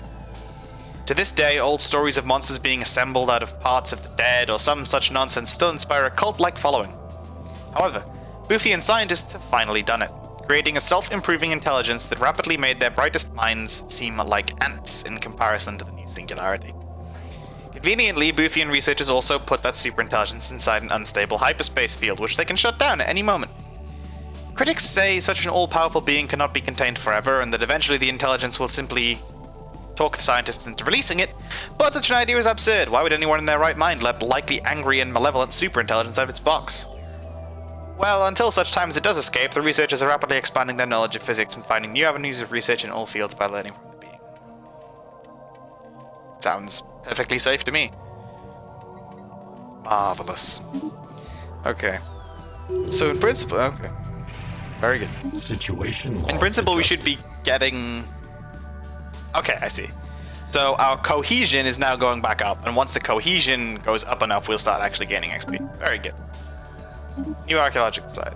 Yeah, that's the one we're researching, and then this is the strategic resource over here. Very good. Don't really care. Bit of a shame we haven't got any of those ourselves, but meh. Not the end of the world.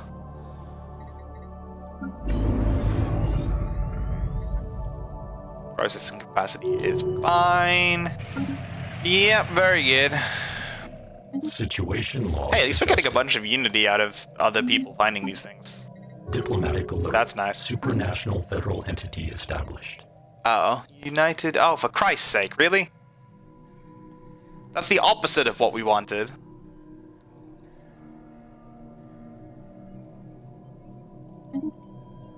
Oh, crap. Can we say, hey, what a wonderful kind of day? Can we say, bugger your federation, join ours? Is there a way to do that? Oh, crap. How do you fragment a federation so you can steal members? Answers on a postcard. I might have to look that up. But I'll do it between this session and next session, because I don't suspect I'm going to have the ability to for a while anyway. That's bad, though. That's really rather bad. That is most unfortunate.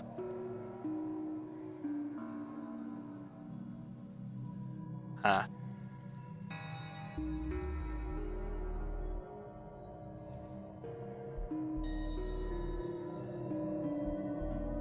They have a bigger economy than I do. That's a shame.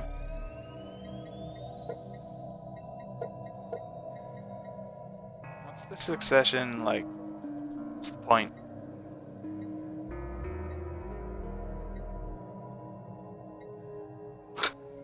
They really, really desperately just don't want any change right now. I guess because there's no cohesion. It's fine. Whatever.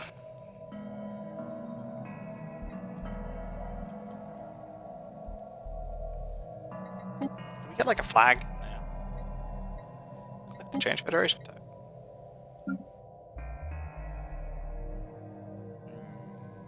Yes, they're not going to want that Technological out there. acquisition successful. Research speed biology, naval capacity, society research, society research, I think. Start taking some time to sharpen the axe before we cut down any more trees.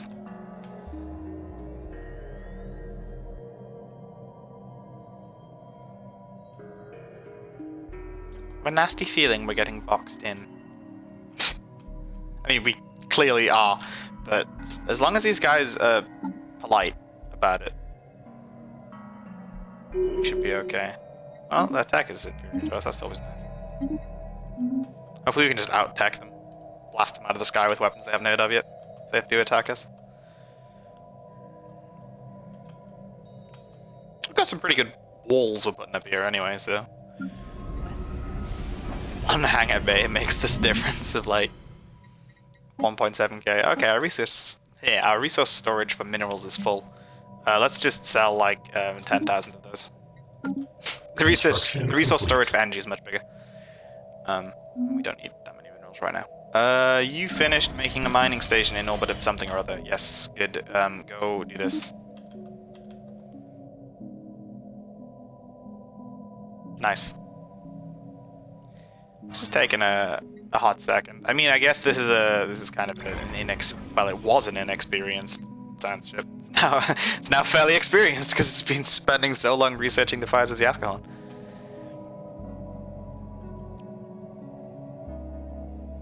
Okay. I'm running out of rare crystals. I guess I can just buy some. We're running, as I said before, we're running out very slowly. We're running out of food. A fair bit faster. Construction complete. Very good. Okay, so we've got another bastion. They're like quite beefy now. In fact, what we're going to do is we're going to say this one here. This one. You get a star hole, and you get a star hole, and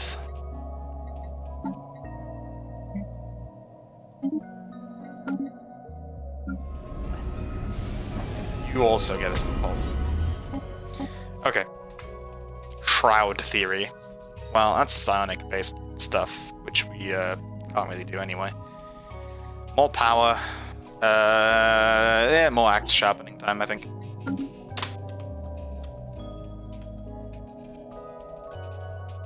Yeah, so we're currently upgrading, not this one, because this is now kind of less relevant as long as we stay in a federation with these guys. Actually, yeah, have you changed your, like, plans? Not really. Well, yeah, a little bit. They're fairly balanced now. Yeah, you still have the same sort of doctrine on your ship design. God, that's a big fleet, though. I don't really want... I mean, good. They're friends. I want them to have as big a fleet as possible. The Shattered. We have managed to extract some data fragments from a particularly well-preserved Bale biocomputer fossil. This 10-million-year-old relic appears to contain pedagogical information intended for immature members of the species. Not yet ready to receive the full range of the hive mind's neural connection, young Bale, or saplings, were introduced to growth techniques, horticulture, and nutrition in a more curated experience. These findings suggest Bale society prized terrestrial landscaping and ecosystem management, and were also highly dependent on it for their survival. I mean, it makes a certain amount of sense. Big old race of plants, you probably need to be able to shape your world to look like a decent plant pod. For want of a better term. Construction complete. Kind of hoping that when the Federation levels up, we just get kind of like passive boosts to cohesion, because at the moment it seems really rather difficult to keep together. Right, you've finished making that, you're doing that. Again, I don't think there's anything for you to do. Just go chill over the observation post. Actually, go chill in orbit of Magnetar. Eventually, there'll be something for you to do there, so there you go. Go sit there.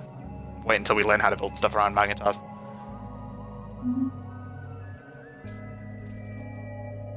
What are you doing? Similarly bugger all.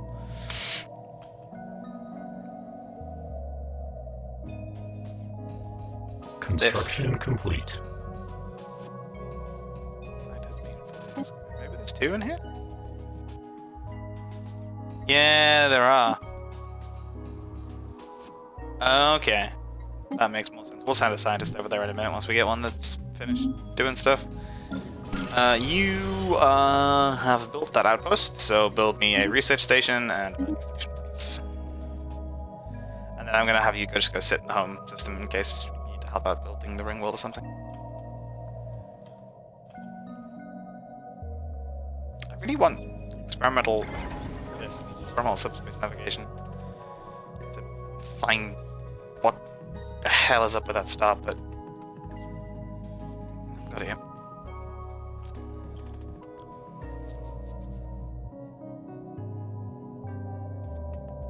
I could also use it to do things like go from here to here. Yeah, okay, fair enough, whatever. Just some. Enough to make you stop pestering me about it. There's ways to make these out of minerals, but I don't think I have the tech for it yet. And we haven't found any more deposits, which is a little bit sad. It's really the only thing that we're consuming. Like, these things consume them, and these things consume gas, so I guess at some point we'll need that.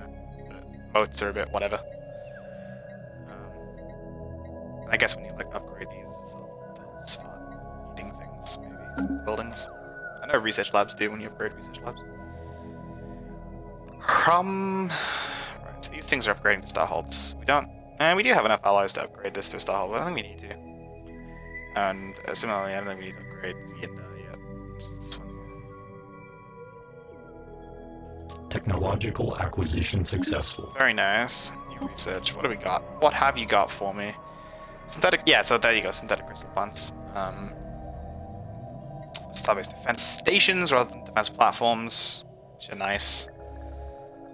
Resource silos and the like. Primarily, though, this is like a gateway technology for a bunch of things. Take this because it's quite cheap. And I do want those synthetic crystal plants, but at the same time I don't want to spawn them everywhere, so. The fires of Ziaskahorn. The Ziaskahorn flame. As Science Officer Unit U4 has suspected, the Nipper, in hopes of winning the everlasting battle against the Astiel Commonwealth, searched for the fires of Ziaskahorn and came across the prophesized event during which the goddess Zia gave the Ziaskahorn flame away in order to end the war. Unable to control the power unleashed by the ignition of the fires of Ziaskahorn, the fires quickly consumed the entire planet, killing all inhabitants and rendering its surface completely volcanic. The prophecy was concluded. Ziaskahorn had unfolded across the planet. Although many questions are left unanswered, such as whether or not there may one day be life on the surface of Kogarug-1, or who the supposed gods were, as the last traces of the Physidiae society had completely abandoned religion during the incessant conflict, one of the questions that was answered, if anything, was left of the Ziaskahorn flame. Our archaeology units worked at the dig site near a large crater on the surface of Kogarug-1 say that they were able to recover what appears to be a supernatural orb, the Ziaskahorn flame. Well, it seems like a nice safe thing to use. At least I guess we have it, so no one else can use it. Let's see, what does it do?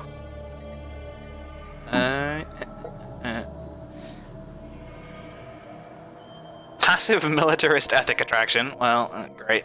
That doesn't matter because we're installed. Burning fires of Ziaskahorn modifier added for 120 months, giving the following effects. It costs a lot of minerals. Army damage, army morale damage, army collateral damage. Okay. Yeah, whatever. That's relics. Fair enough. They're both pretty whatever, mostly because like we have enough money anyway. And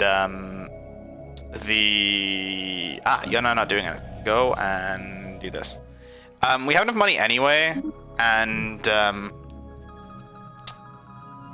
am I trying to say?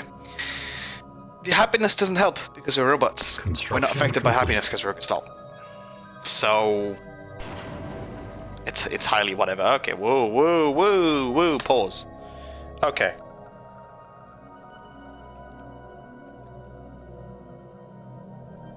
They want to declare war on these boys over here.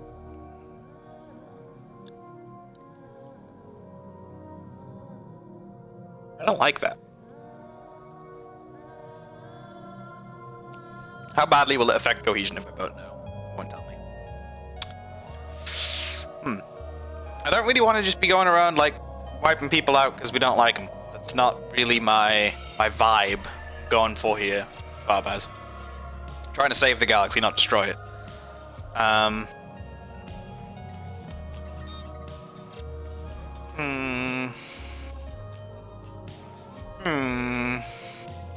I mean, they seem friendly enough. We have a research agreement and everything. They're trying to make friends. No.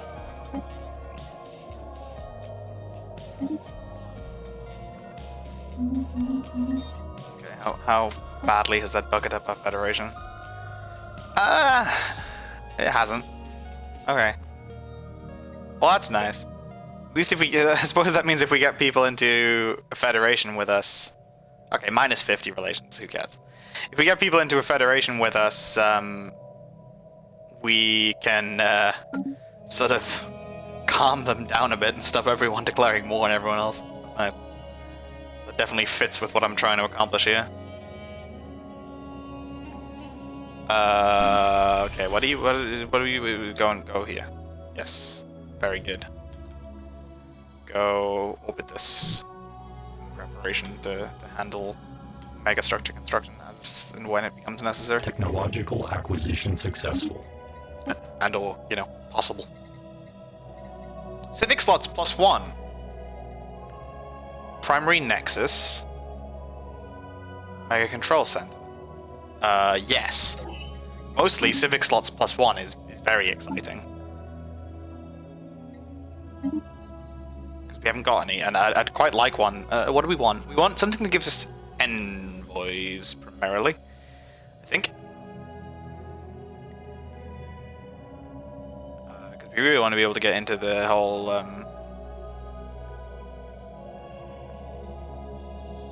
Federation business.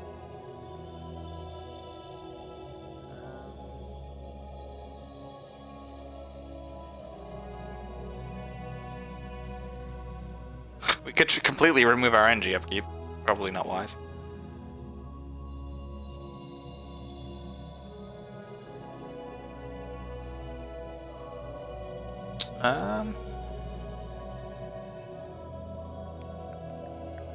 Cursive audit. Nah. That really is it, isn't it? Diplomatic protocols. Fair enough.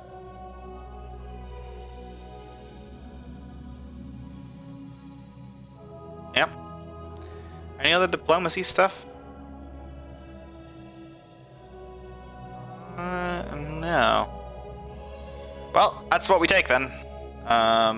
So we need to save up enough influence. We have enough influence at the moment, but we need to save up enough influence to do that. We can't reform the authority at all. And the ethics don't shift like this. They shift from normal, but they don't because we're installed. So neat. So basically, we need to make sure we still have 250 influence in 70 months, so we can slap on that envoy. Should be fine. Cohesion is slowly recovering. Very slowly. Oh hey. Ghost warship. Fatal ruminations. Unit Z4. Oh, hang on. Records of the last years of the Charmac Society are scarce, but Unit Z4 now believes that they can reconstruct their downfall. The Charmac campaign was successful and the entire civilization of the Orange Freaks was wiped out as a result. Large numbers of Charmac who were captured in the initial raids were found, liberated, and publicly shamed for their weakness. However, something strange happened afterwards. It appears their captors were trying to turn the prisoners to their side, and in doing so discussed in great detail their social and political differences. The captives then passed what they learned on to the rest of the Charmac. Never before had the Charmac bothered to study the structure of societies they terrorized, and while revelation that it's possible to select one's leaders based on something other than their capacity for violence did not impress them at first, it had a profound effect on their psyche in the long run. The more they thought about this, the more it caused them to doubt the Charmac ways, eventually driving them to compulsive insubordination or deep melancholy, where they would simply refuse to follow orders even when threatened with death, and ultimately refuse to eat, drink, and maintain their ships. Within a decade, their entire society had collapsed and their once fearsome species became extinct. Their flagship, the Charmacaridum, remains, however, and we can restore it back to working condition. We could use this ship or scrap it for parts. We could use the ship. It's a battleship, for Christ's sake.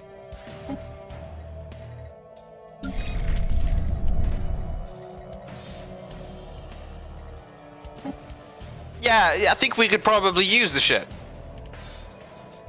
This ship, this one ship, is, I believe, currently about as strong. Well, no, because it doesn't have a leader, so you're possibly stronger than our entire navy. Yeah, you know what? Yeah, just scrap it for parts. We don't need it. It's fine. Get rid of it. Really. Where is it? It's here. Go merge with the fleet. You are now our flagship. Congratulations. Good God, that's a good ship, though. I mean, it's not very well. It is very well kitted out. It's not very well kitted out in the sense that it's very jack of all trades. But right now, that's actually good. Right now, I don't mind that. Jack of all trades is fine. Like, it's got like disruptors, and then it's got not disruptors, but it means that whilst it won't be amazing, and it's not as optimized as I could have built it, it means it can handle anything. So that's it's such a ridiculous ship. It's just like, hey, here you go, have a ship that's as good as your entire navy. Okay, biocomputer remnant. The discovery of another ancient Bale biocomputer remnant has yielded further insight into this plantoid hive mind's history. The Bale appear to have originated from a single planet, its location unknown, as mere plant life. Prehistoric Bale were all clones of their parent plants and gradually developed the capacity for hive consciousness over millions of years of slow, peaceful growth on their home planet. Neat. Okay. Construction complete. Finished the construction queue. We have completed the research. What we got? Advanced warship components. Here we go. Many, many, many things. Do we want these right now? I mean, they're pretty good. Or do we want... or do we want better computers? Wait, what? Artificial intelligence... God, that's expensive.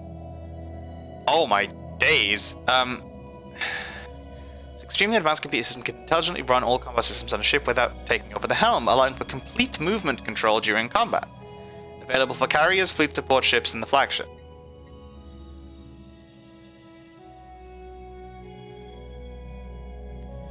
This computer is available only on certain ship classes. It will allow the player to directly control the movement of these ships while in combat. This is a mod if you hadn't figured that out. Ships equipped with this computer must be in a fleet by themselves, or only with other ships that have the same computer. The movement control will not work in fleets mixed with other ships that have different combat computers. Once equipped, the fleet will move to the position you designate and will continue firing as long as they have a target within weapons range. The fleet will not move again until you tell them to do so. This seems like it could get me into way more trouble than it's worth. I'm sure it's great if you know exactly how the game works, but my god, I could get myself into some big problems with that. So do we want this, which is very good and kind of opens up the ship path a bit more? Or do we want these, because Iron Thrust is great. It's more sublight speed, and I love me some sublight speed. Oh, decisions. We want this eventually, but it's expensive, and it'll stay there forever. We'll take this. We'll take the advanced warship components for the greater flexibility going forwards. Okay, these are gonna be all upgraded in a moment. Get it? Make it? Do it? There we go. Complete. Okay, so you are an edge system, so we're gonna want... We have a shipyard.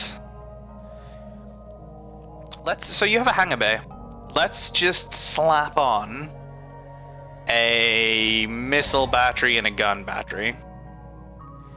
And then we want a listening post, because that's sort of a big part of the point. And a starship parts manufactory, because you have a shipyard, so... Yes. Okay, so missile, gun, listening, starship. You are going to be exactly the same. So, missile, gun, listening, starship. You are our home system, so I'm not a big fan of this. I don't I don't really want it. Get out of here. I don't need it. You are gonna have... So... We want this. We don't have enough alloys for that.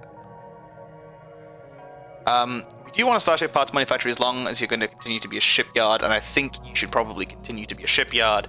So, we're eventually going to want some other stuff, but it's whatever. So we're going to build... You know what? I think I'm going to build...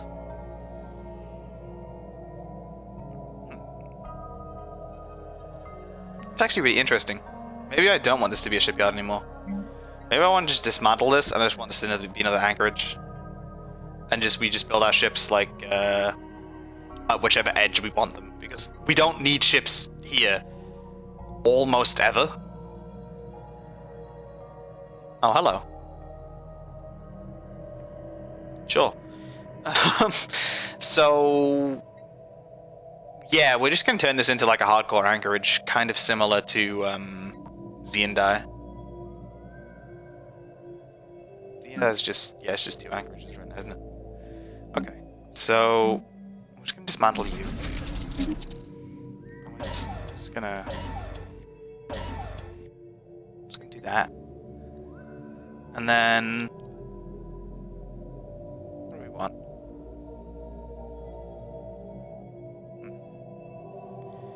Plane registrar.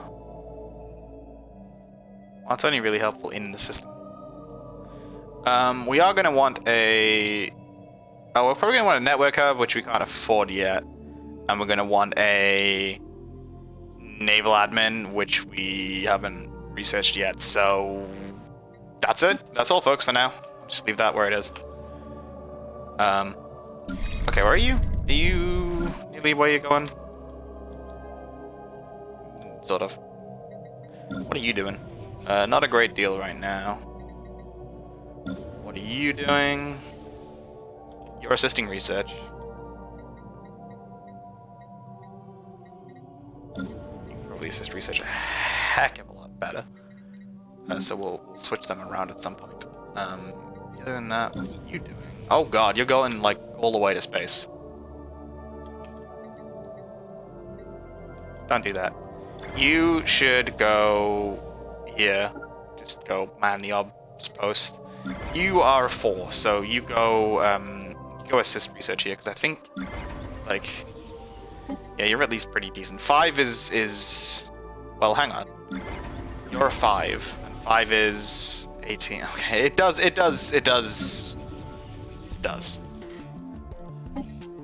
enough. Go assist research there. And then you can now go excavate the site rather than having someone come all, like, halfway across the galaxy to go and do it.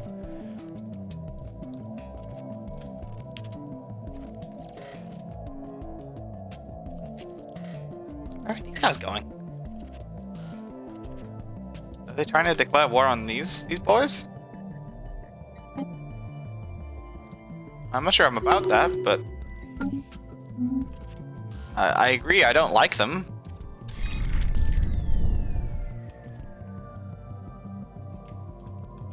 They want to declare war on these guys again. I really don't want that, especially not when your fleet is in my space.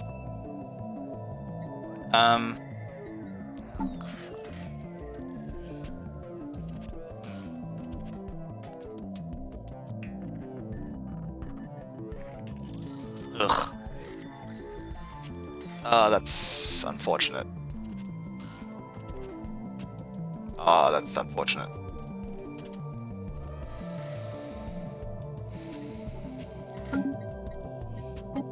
No, I don't want to do it, buddy. I really don't. Okay, that just puts the declined wall back to -50. That's fine. I can live with that. It doesn't stack. I can absolutely live with that. Yeah, it's not happening, buddy. This is a peaceful union. It means you need to calm down.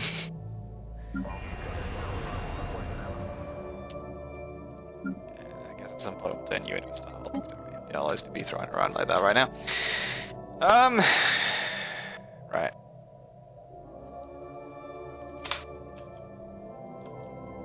Along. This whole ass nebula here. It's actually kind of useful for these guys can't really probe into our systems at all. Is this in the nebula? Ugh, not quite. So they can kind of probe in through this way, but they can't see what's going on in here. So as long as we keep our ships in here, they ain't got a clue. So it's yeah, mirage, please. Very good. Christ. On a bicycle. Okay, we suddenly have a very good fleet. That's pretty good. Okay. You are doing not a great deal. You are doing not a great deal. You are excavating that. You are excavating that. Why are you here? Why aren't you where I told you to be?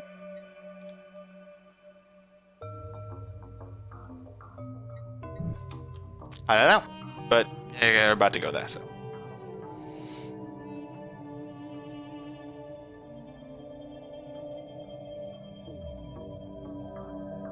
Okay. And this obviously has less spaces, but we're full of right now. Want to fill in with things we either can't afford or haven't researched. So.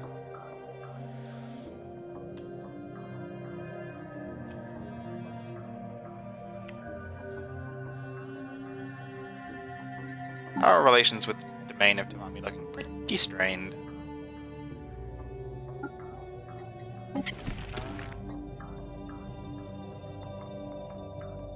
I don't really know how to... Yeah, I don't know how to, like...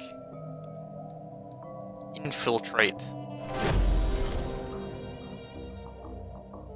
their, federation and be like, yo, ours is better.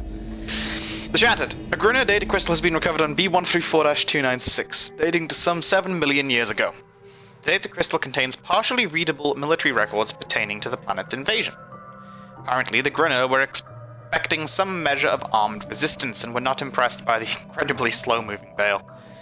The record describes with the ease with which the Bale's delayed responses were circumvented in a highly derogatory fashion. Fair enough.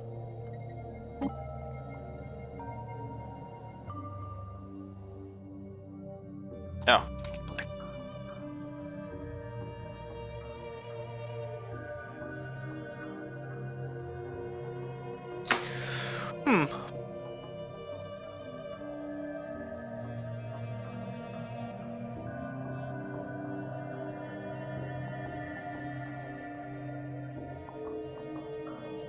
A whole lot going on, to be honest.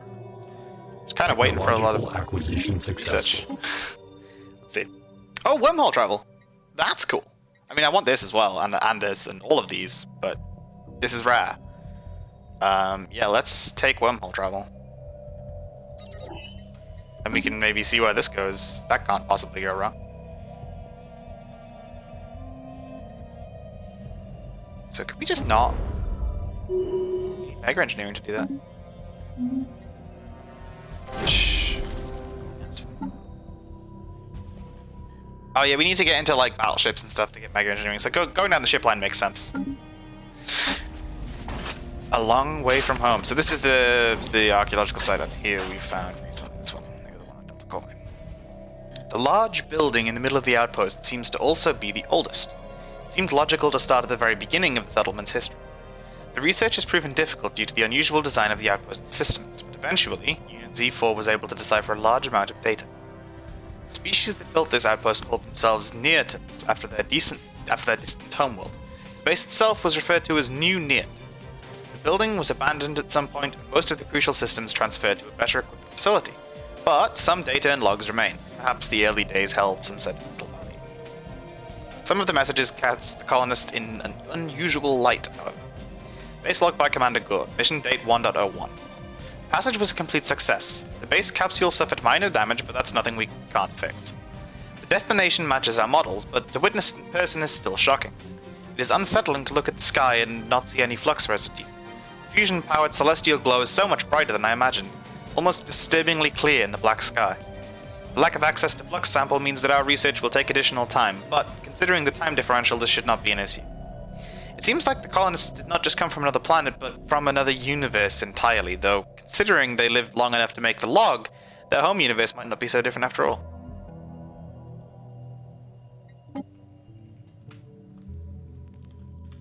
Fair enough. Seems like there should be some good stuff to be found there, then. We're dealing with people from another universe. Listening posts. Very good. So those listening posts will allow us some vision into this space over here, which is always nice. What do they actually do? I know they're good. They... +2 sensor range and +2 ship hyperlane detection range. Just the ship hyperlane detection range mainly. It lets you see them coming from a long way away. So basically at this point, if you factor in the fact that these have a hyperlane detection range of 4, +4 is 8. It's like 1, 2, 3, 4, 5. So like between these two probing in here, if they like move their fleet around like this, we'll be able to see it before it happens. Strategic Coordination Center.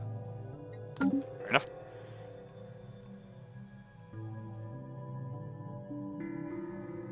When can we build Dyson spheres? I think you need Ascension Perk. But because we live on a ringworld, we can repair this and then that'll unlock the Ascension Perk to build ringworlds and Dyson spheres and stuff, so we can definitely get into all of that. That's a bit rude. I suppose they do live here, so fair enough. I love how this is like everyone's being very polite and British about this system here. Like, no, it's fine. You have it.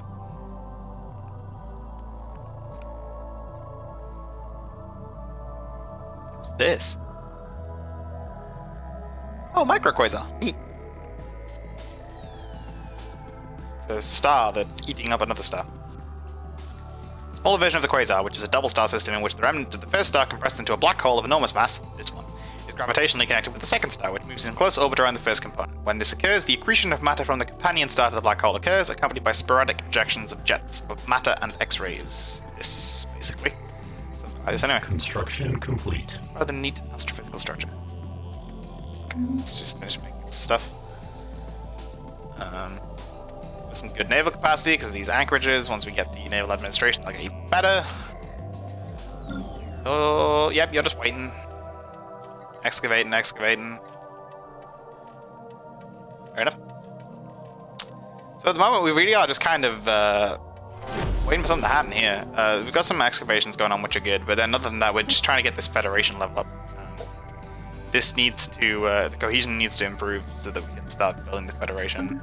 And then we also just need some tech, so let's see. Unit Z4 has continued to explore the outpost outwards from the older to newer buildings. It appears that many generations of the Neotians lived, worked, and died on Delta Corvi 4A. They were able to find and decipher an intact log from an old archive. Public access newsletter by Commander Trass, mission date 36.22. Today marks the passing of Deputy Chief Engineer Cran, the last surviving member of the original expedition. His dauntless work on the project reminds us all why our forefathers came here and why we are here now. We must never forget this. Nurseries, schoolhouses, workstations, and tombs shed light on the endless work of the colonists dedicated to some kind of problem.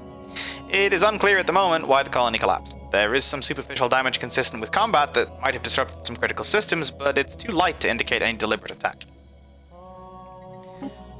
We're gonna bump up to fastest here for at least a little bit while there's not too much going on.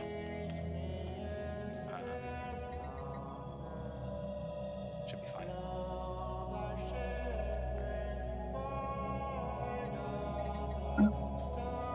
$5K, $10K, $5K, $10K. Okay, so we're pretty even.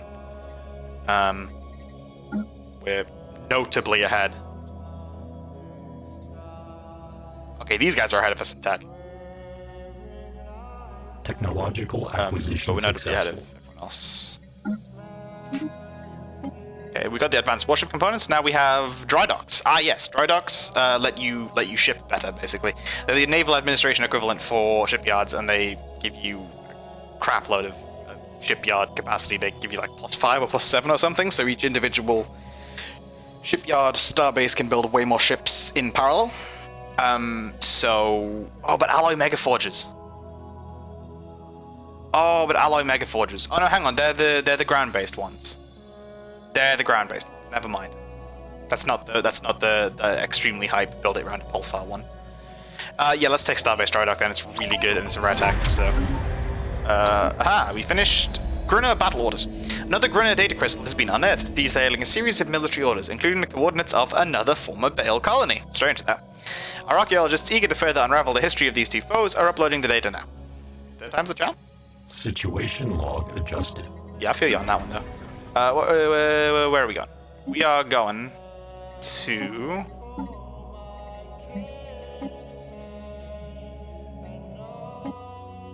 Cobalt. Back to Cobalt? Yeah, back to Cobalt.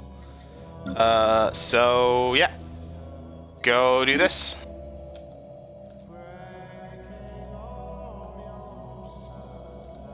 You may notice now I'm trying to run it fast as the game's less happy. Okay, like, saving chugs it a little bit and just moving the map around a bit does, 'cause it's just trying to simulate stuff in the background. It's, rather sadly not even taxing my PC terribly hard. It's just kind of, can only parallelize so much stuff, I guess. I believe actually they've been doing some recent like performance updates. So 2.7 dropped. This is still on 2.6.3, like the base game. 2.7 dropped, and then 2.7.2 or something is out now. And I read some stuff about like performance is horrible and now performance is better. But I'm confined to this version for this playthrough because otherwise all of the mods will break horribly, and I don't want to deal with that. So we'll just stick on 2.6.3 and put up with any potential stuttering. I do apologize, but there is nothing I can do about it. It's not even taxing half of my PC right now. It's not a PC problem. It's not a streaming problem. It's just the game can only simulate so many things so quickly. Such is life. So these are finishing off building the starship manufactories. Very good. We have a bunch of alloys now. So we are going to. Did we get the thing yet? Did we get our No. Okay. So 21 more months for the civic slot. Very good. Just keeping an eye on the influence number here. So we have a bunch of alloys, so we're going to take the opportunity to build a Starbase Network Hub, which basically is just kind of a make everything better building. It just sort of does all of the things. Like, you know, a bit more ruler skill, a bit more unity, like a bit more robot output in the system, more coordinator jobs, more shield hit points, more defense platforms. Yeah. It's like your all-purpose, hey, this system, you actually care about the system has planets in, this is a home system, not just like a starbase in space somewhere. Build one of these. Expensive, but it's worth it. It will take basically it'll take a long time to pay for itself, such is the nature of those kind of investments, but it will pay for itself, and when it pays for itself, it will be glorious. Oh, this is like 99% health. What's damaged?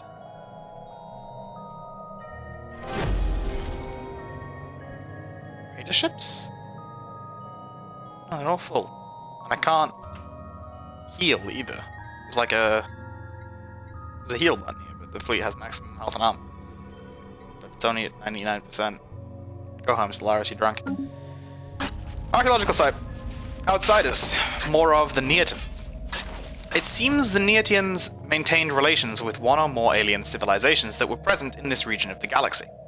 Unit Z4 has identified a hangar and a supply depot on the outskirts of the colony. Another deciphered log confirms it. Base log by Council of Vir. Mission date 212.14. Today, as agreed, our partners allowed our personnel on one of their vessels. There were no survivors. It is as we feared. Outside the gravity wells of a massive celestial body, our bodies require flux to survive. Our partners expressed the hope that we could eventually overcome this or develop sufficient protection, but I don't think they fully understand the nature of the situation. How can one protect oneself against the absence of something that doesn't even exist in this universe? It seems that flux, something abundant in the Neotian home universe, but absent in our own, was necessary to allow them to travel in space. There's no indication they ever found a way to leave this moon alive, which makes their absence all the more ominous. Keep digging. Sounds nice and safe. Communications alert. You want a research agreement? Hell yeah. You're ahead of me in tech, so yes. Please. I mean, only slightly ahead of me in tech, but you are ahead of me in tech, which means you probably know things I don't know, so yes. Sign me up. Plus, I kind of want to make friends with you anyway, especially given that your Federation mate here is being kind of antagonistic. Maybe if I can make friends with you, then he'll keep it calm. Receptive. Good. Good. We like this. We like this very much.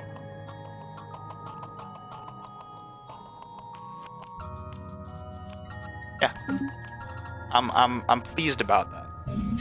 Oh yeah, so you can see here we have the. Okay, I'll sell some of those in a minute. We have the sensor range now, so we can see that they have a station here with an FTL inhibitor and such, and we can see that they have. You can see the names and planets in these systems because we've got big old sensor arrays that reach far out into this area here. Okay. Well, let's sell. Let's just do what we did before. Just sell 10,000 of these. Let's also take the opportunity to buy like 1,000 food, which should last for another, I don't know, 50 or 60 years. And the rate we're currently burning through it. Okay. Maybe we have to go get rid of this meat at some point. I'll be very sad about it, but it has to be done. Construction complete. Alright. Oh yeah, that's the Starbase network hub. Okay. So you all note something interesting here is, I can now... This doesn't help because we already have this. Whoa, okay, we'll get to that in a moment. Something you will note is I can now build like 17 defense platforms here. Once I get the ability to build 17 defense stations, I can build like 17 defense stations here, and I'll be like, hey, so this world has a military power of like 50k, enjoy trying to defeat it, ever. Our researchers were excited to discover the location of the third Bale colony corresponds to a planet still possessing an atmosphere and life. While Covol 3A doesn't seem particularly lush or remarkably resource-laden, our scientists are eager to begin a targeted excavation to search for any remnants of the Bale or the Grinner. Please do.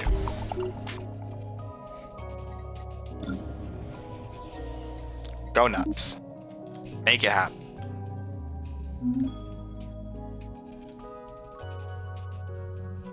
With an event chain this long, it better be worth something. I mean, I guess it's the precursor event chain, so it's quite big.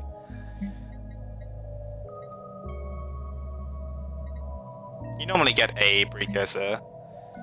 Like, you normally get one precursor event chain per playthrough, and it's like quite a big thing, and you get quite a big reward at the end. I guess we're getting a bunch of like Unity and minor artifacts and stuff along the way, so. Rare crystals are still at -0.9, goddammit. Is there any unexploited stuff that I missed because we like got the stuff? No, just a bunch of volatile gas which we can't do yet, and Zero, which we can't do yet. Exotic gas, sorry, not volatile gas. Volatile modes, exotic gas. Eventually we'll get exotic gas extraction, probably after the dry dock. Should come back around again. So, you folks here.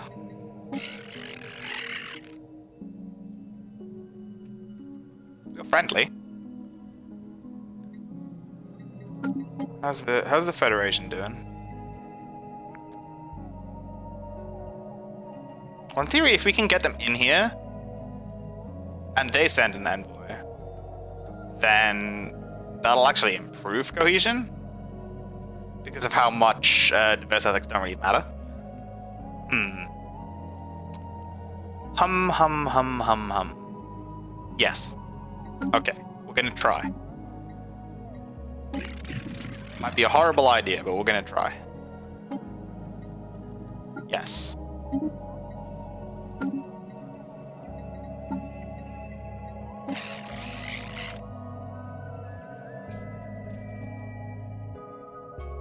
bollocks.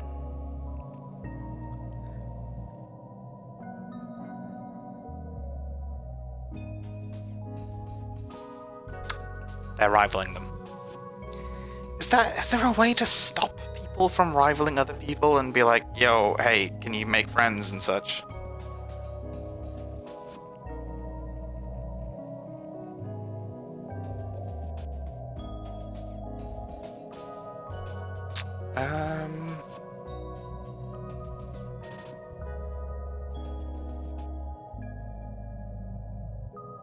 These solutions.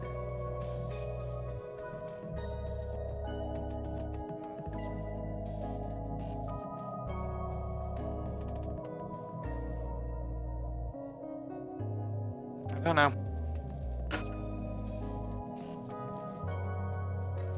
They really just don't like these guys.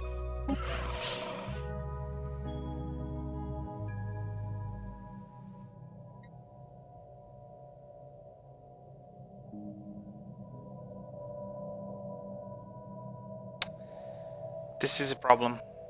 I dislike this. I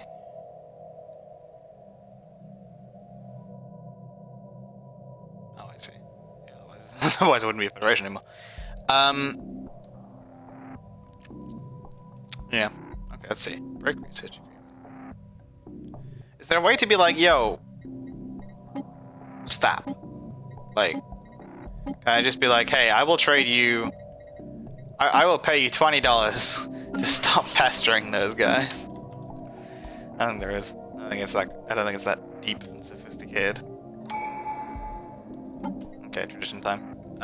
So there are many things I want, but at this point, it's probably worth trying to finish off a tree because the ascension perks are too good to pass up on. So we're just going to finish off festivity for now, and then I'll look at what we need at that point. So do we want market fee reduced? Or do we want pop housing usage reduced?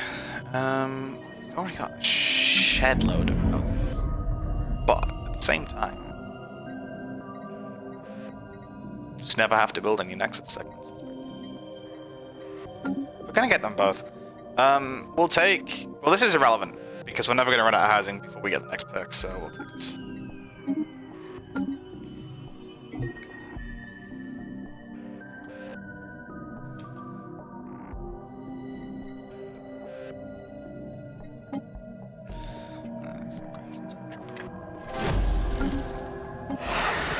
Silenced.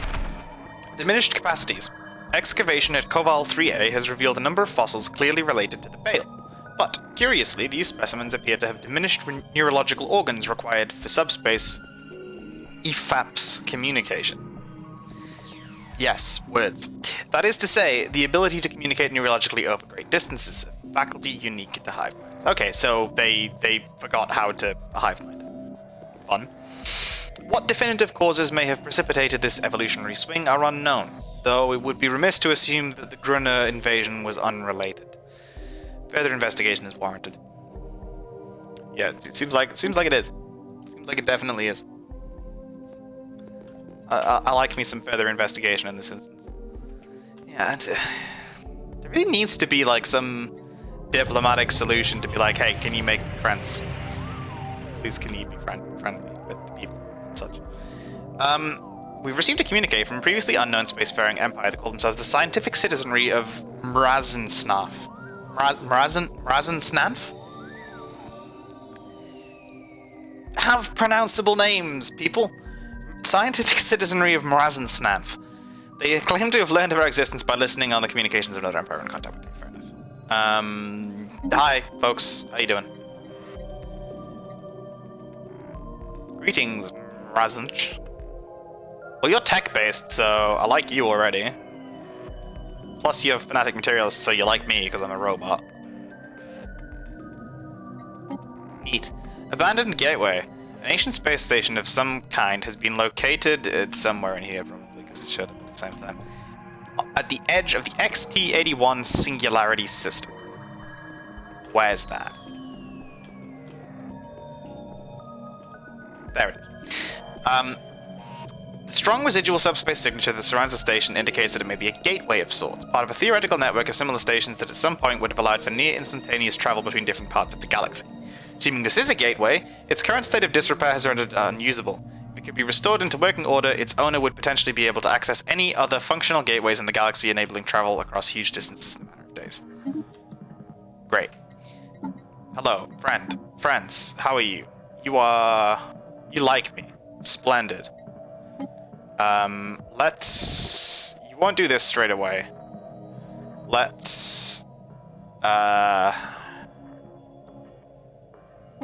Hey, I hear people like money. Do you want money? Here, have some money. That's not what I want. Have some... In fact, have a whole bunch of money.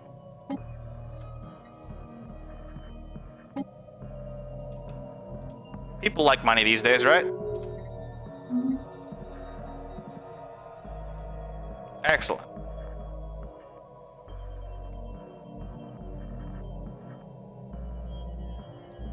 Xenophobic? Oh, they are xenophobic. Fair enough.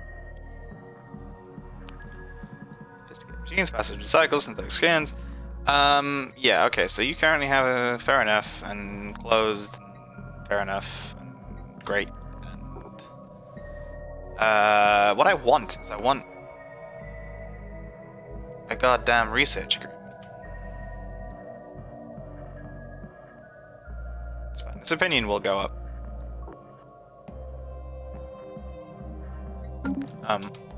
Actually, what's our envoy status?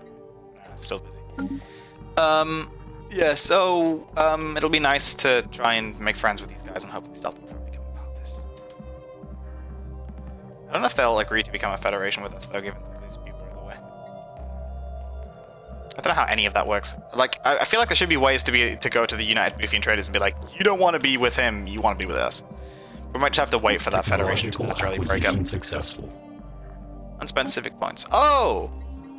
Hey, we got the thing! We got the stuff with the thing and such. Centralized state. Well, I mean, we're one planet at the moment, so that's probably good. You know what? I'm just not even going to think about that too hard. Let's take that. Civic points. Reform government. Yes. Give me that diplomacy, yo. Please and thank you. We gonna diplome real good. We gonna diplome thusly to get this cohesion up. I'm just gonna kind of hope that these guys eventually stop rivaling.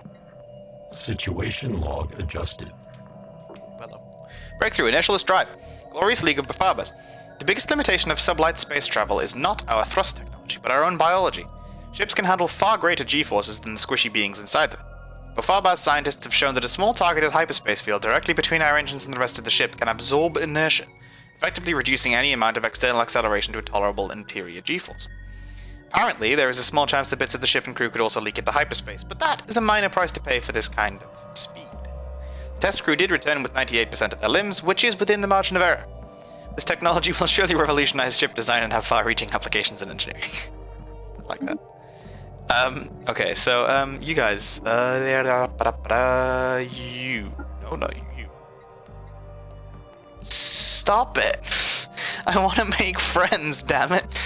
Ugh. Oh, I hate it. Okay, well, these guys don't like me, but that's fine.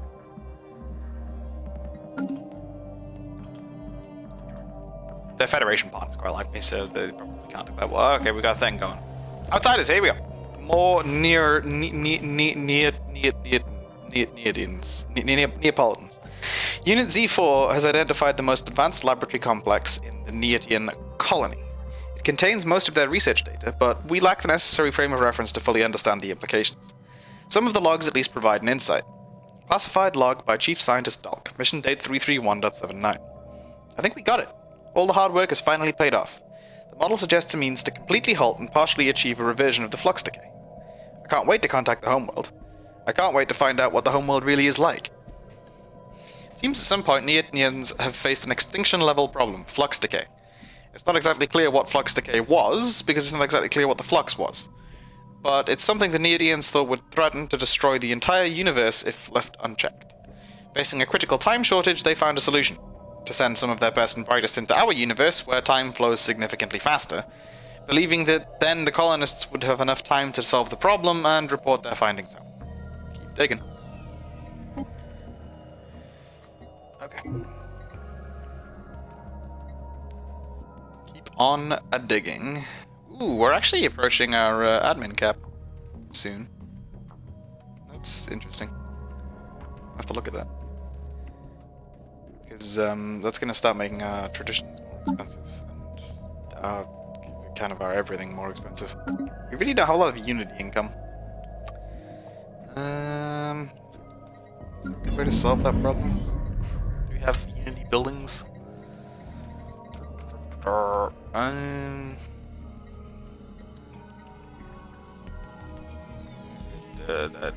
Unity, yep.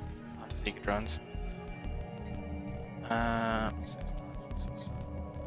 Sentinel, yeah, Hunter Seeker drones. Evaluators. Oh yeah, simulation sites. I mean, I guess that's probably what will happen next when we need it, but we have so many jobs. Like, we have 2 generator segments, which is just like such a ridiculously ludicrous amount of jobs. Because of how ringworlds work.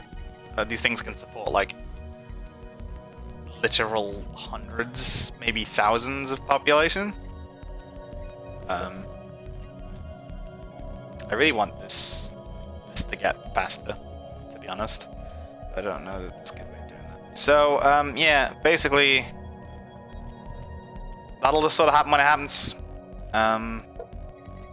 If we just build it now, we'll just get less energy credits, which is probably fine. More processing capacity? Not really.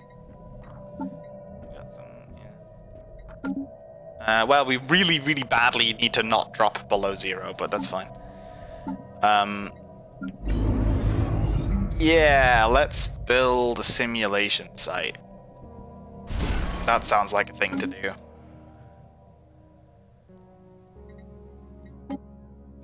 Stockpile's just like huge. Technological acquisition successful. Wormhole travel. Yeah. Okay, more hyperdrives, which eventually unlocks gateway business, or better point defense, or chemical plants, or solar fields. I like hyperdrives. Right. Well, now we have wormhole travel. Hey, you're not doing anything. Congratulations. You have earned the right to potentially die. I'm sure it'll be fine. I'm sure there will not be anything suspect on the other side of that wormhole. What the Megalopolis? Oh, it's up here. Why did they all get the strategic resources? Why do I not get any strategic resources, damn it? They're like all in other empires. It's not fair. Why is there just like... Oh, it's a star that no one's bothered with. No. Technological acquisition successful. Ah, dry docks. Nice. Okay, yeah, so now we're getting into this stuff. So, strike cruiser, which is a very specific type of cruiser. It's actually the same, it just I think maybe it's not the same. Yeah, no, it's not the same. But it also unlocks components for cruisers and stuff. This is nice, but we haven't even gotten it yet. This is also nice, but no. Yeah, let's get strike cruisers. We're gonna need them. We're gonna need to go all the way down that ship path till we get to be able to get mega engineering. Well, that's fine because they already don't like me anyway. Actually, that's interesting. That might actually be very good because that might encourage these guys to not rival these guys anymore because it's not worth their time. If they're rivaling these guys, it might encourage these guys to just calm down and be like, you know what, it's not worth that time anymore. Could be very good. Silenced.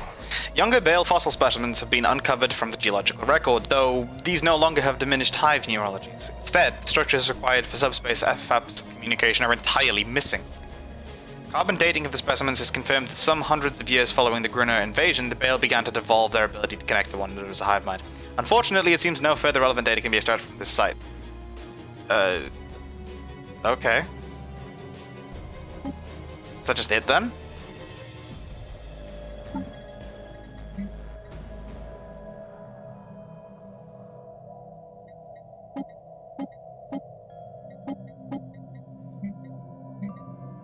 Is that just all we get? Oh, okay, apparently not. Our scientists are picking up a distress signal bearing Grunner datalogical signatures. It appears to originate from a system previously unknown to us near Fuo. Oh no, it's fine. So it's previously unknown, so it'll spawn. What kind of ancient message could it possibly contain? Our scientists would like to investigate the signal's path. Yeah. Well, that can't possibly go wrong. Definitely isn't going to be anything horrible and nasty there. Let's go and check it out. Let's just go straight and do the project, I think. Oh, I actually can't even look at this. Oh, because it's a nebula, of course. Wormhole. The wormhole in Letum has been explored. It connects to the Alpha Arietis system.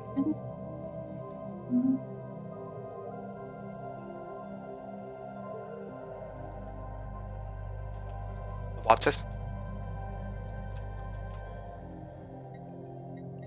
Yes. The what system?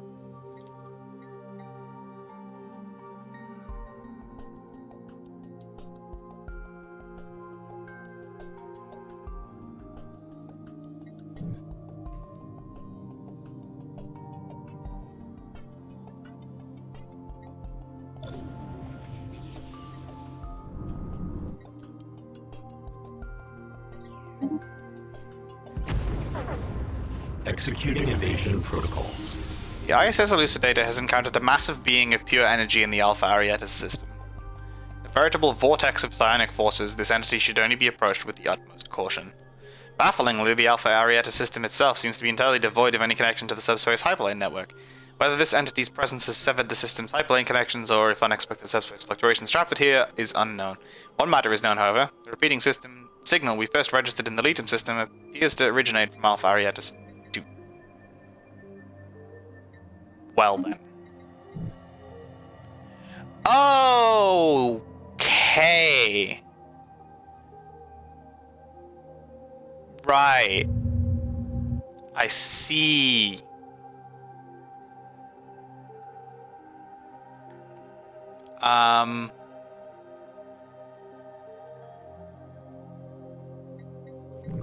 Okay.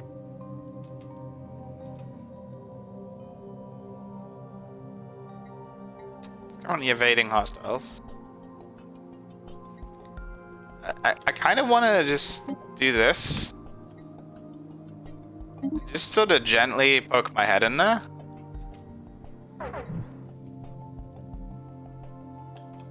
Okay, hello, friend.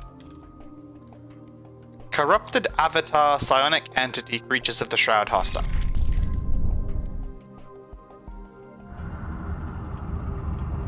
Well... Splendid. The question here is...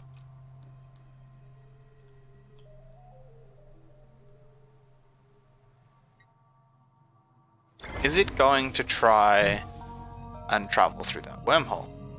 It's a Gaia world there, so... I guess that's why one would want to go there. But you know what? I don't really want to go there. I'm perfectly happy just chilling where I am, actually. As long as it doesn't come and try and mess with me, which I'm mildly concerned about the likelihood of.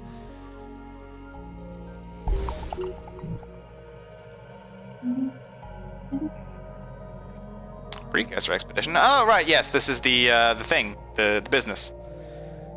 Right, is it? Oh yeah, hey, the system is called Grunner. Neat.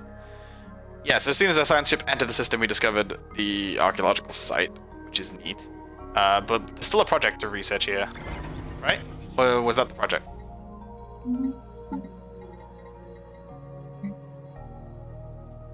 Yeah, that's a project. Yeah, and then there's one of these. That's a tomb world. Which is a good old classic. Oh yeah, there's the wreckage that I guess the distress signal is from. Special project. The Bale organism. The ISS Examiner crew have traced the Grunner distress signal to its source, uncovering a crumbling Grunner research facility, hanging in orbit of an otherwise long abandoned planet. The facility is reaching critical energy failure, having survived for millions of years on an extensive network of solar panels and decaying auto-repair systems, all of which are now approaching terminal status. Shockingly enough, scans of the facility are revealing the presence of a single life form. The crew have dispatched an away team and are ready to report. On screen. The Last Veil. Deep in the dilapidated ruins of the time-worn Grunner research facility, among the long-defunct computer panels and deteriorated research equipment, our ship's crew has made an incredible find. Pin-cushioned by nutrient tubes and critically failing life support systems lies one single organism. The Last Veil, miraculously still alive, surrounded by the sludgy remains of other specimens in a row of cracked and leaking vats. Owing to our extensive previous archaeological studies on the species, we should be able to attempt communication with this last specimen. An ancient organic. A visitor? Can it be? The Veil shudders in its vat. But you are not the ones who put us here. Though you come as the alarms sound, have you come to give us peace at last? Perhaps, but first we have a few questions. The Veil is silent for several minutes. Then ask. We have waited millennia, we can endure a moment more. Tell us about yourself. Long minutes pass before the Veil responds. Ourself? Self. Yes, what is there to tell? We sat beneath the stars on soft earth, unfurled our leaves like sails to the sun overhead. We remember every drop of water that quenched them in the parched summers, every shivering hole that blanketed them in winters. We bent in the wind as the stars wheeled overhead. We were uprooted, we were burned, we were sliced. We were left here. We watched our others rot in their glass prisons. What happened to the Veil? Again, the Veil is long silent before managing a reply. When the burners came, entire colonies were silenced before the danger was known to us. Like a limb gone limp, nerves cut suddenly and totally at the base. And then we lost the next, and the next, and the next. One by one, their voices left the chorus. We lost our others. The silence deafened us who remained. Can you understand, visitor? We could not bear to hear more agony. The burners were swift like you, swifter. Before we could withdraw, they had set us all aflame, all burnt to ash, and the air filled with that grey agony, the dust of our loss. Would you like to join us? A sort of shiver runs through the Veil. You have a distinct impression it is laughing. No, we have lived too long in this wretched state. Now we long only for an end, though first, would you tell us? We have been sealed here for so long, blind to all but this room, watching the stale air slowly wear the station down to its metal bones. Tell us, does our kind yet live?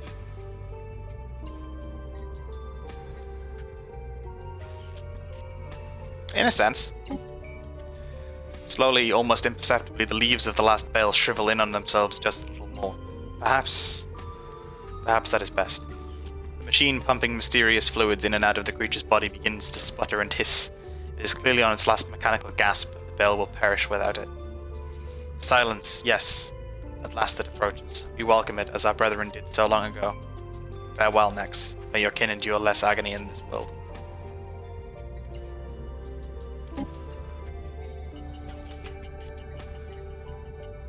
That's pretty heavy.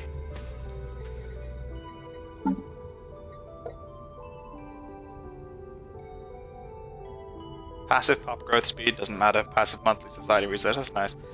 Next decision, new Veil life seeding. Granting the ability to turn one non-Ecumenopolis, non-Hive world, non-Machine world planet into a Gaia world.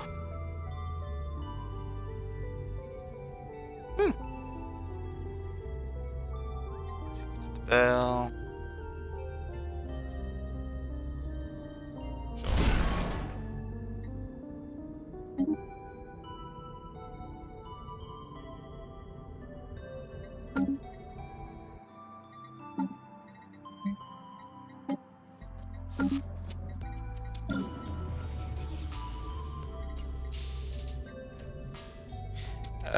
Yes, we can't excavate the archaeological site, so we look at the wall anyway.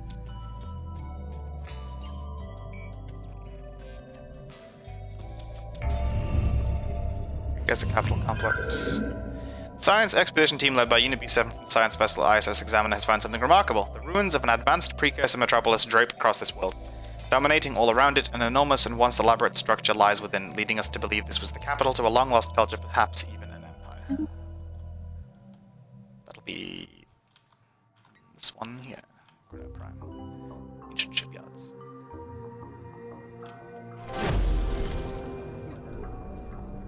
Sol 3 ethic changes. Several of our abduction teams stationed on the observation post above Sol 3 have apparently been using the thrusters of their shuttles to burn large circles and complex patterns into crop fields belonging to the primitive humans that are indigenous to the planet.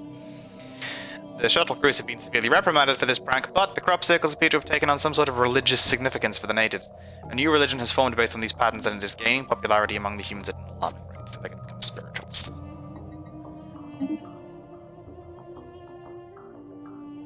I assume. Outsiders, here we go. The difficult choice. Unit Z4 was able to find the command center that served the Neotian colonists shortly before the collapse. A lot of debates were held in the wake of the completion of their research, and it's not hard to see why from the preserved logs. The colonists might have solved the problem of flux decay, but they failed to solve another: how to contact their home world. It seems that while opening the rift from the Neod universe to ours is relatively safe, the reverse is quite destructive. Seeing as Neotians couldn't leave Delta Corvi for A, they had to make a choice as to whether they were willing to sacrifice their own lives to save their brethren back home. The last entry into the command center's archive reads, Private log by Commander Zal. Mission date 332.02. It is confirmed. The word is out. We are losing control of the situation. This is getting pretty heavy all of a sudden. This has gone from nice light space opera to extremely complex ethical decision making real fast. Oh hey, look. Ancient disco star. Millions of colossal transparent panels seem to be floating in hundreds of different orbits around the star Grinner. Each series of panels in each orbit seem to block certain specific wavelengths of the light, causing the star to emit different colored light onto the planets of the Grinner system. Beautiful display and a spectacular feat of engineering. This can only be the work of a hyper-advanced alien civilization. Probably the Grinner, I'd assume. Bunch of research. Nice. Discovery. Precursor shipyards. Yeah. Science expedition team led by Unit B7 from the science vessel ISS Examiner has found something remarkable. Surrounding this world are several ancient and powerful precursor shipyards. Some appear to be quite damaged, while others look like they still might be functional. While no ships or resources can be detected on board these stations, our engineering team thinks they might be fully autonomous systems. There are areas designed specifically for offloading vast quantities of materials in the vacuum of space. Deep within each of these vast space stations rests a powerful graviton power core, technology not fully understood, but which appears to be the source of both the station's power and their ability to stay in orbit for so long. Perhaps, one day, we can claim it for our own. Nice. Pretty good. The ancient shipyards are very much inside the star, apparently.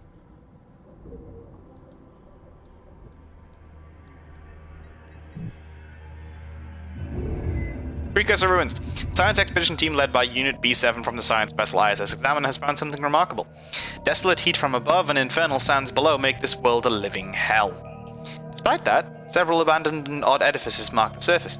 Surveyors report a possible religious nature to these structures, and posit that the inhabitants may have been originators of biotechnology. After examining one of these temples further, the Analysis 6 discovered evidence of evolution taking place.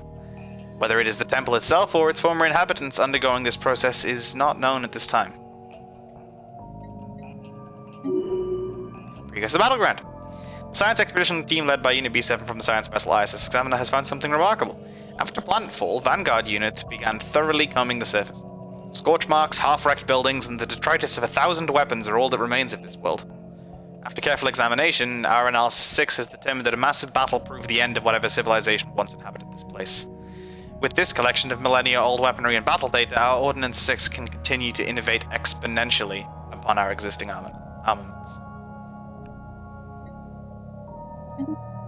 Precursor mines. Science drone Unit B7 aboard the exploration ship ISS Examiner has observed a massive network of ancient mines. These mines appear to have been fully automated and still show some signs of activity. These superstructures and their tunnels can only have been built by a much more advanced empire. Good gravy. finding a lot of stuff.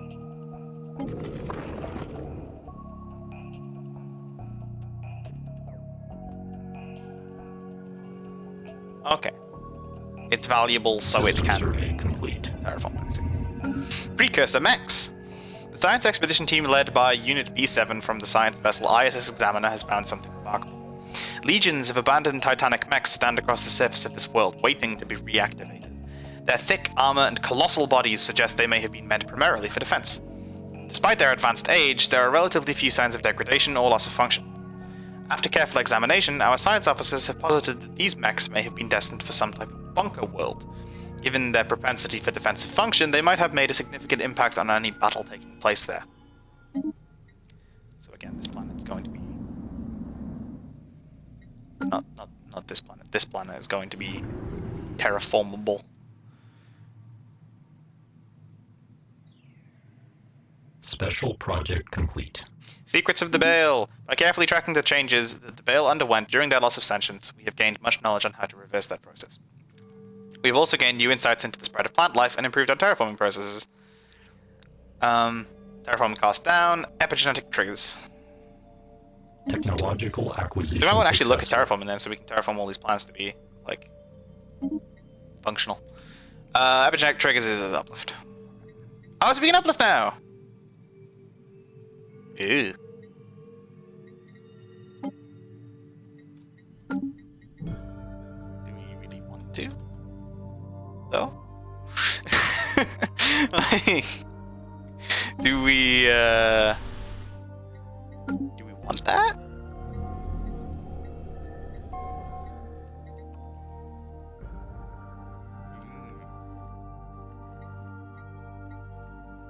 Okay. Technological enlightenment. Well,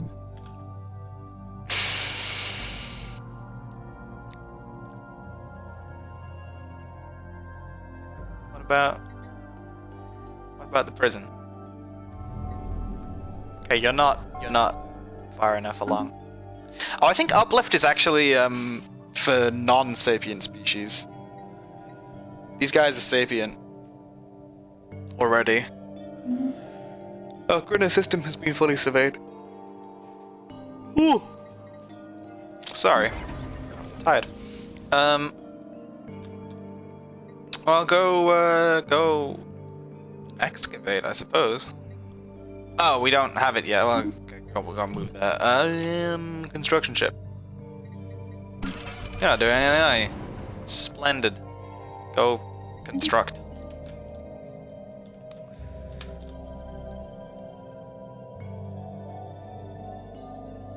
Okay.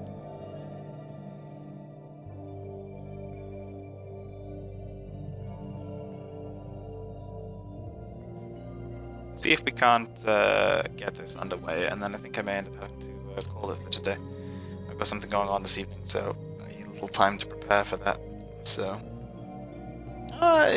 we've also been live for over 3 hours, so it's not like it's an unusually short stream. We'll see. I'll at least get this built and subsumed first. What are we low on? Oh, rare crystals. Yeah, that about fixes it.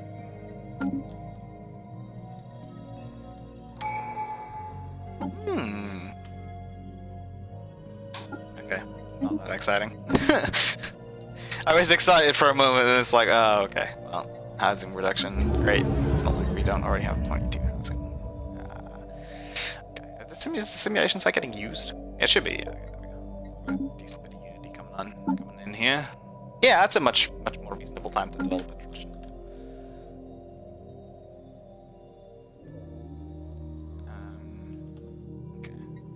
Okay. What else did we want here? We wanted the naval administration, but we don't have that. Yes, dry docks. So that's interesting. Construction complete. We don't have space unless we replace something. That's unfortunate. Well, I don't really need... I guess we'll get to dry docks. I don't need that kind of level of parallelization yet. so it's fine. So yeah, so we'll just wait on that. I'm gonna upgrade you. I feel like I should. Yeah, let's see. Whatever. Let's just upgrade this. It'll need to happen at some point. I want to get more admin capacity. I think maybe we could build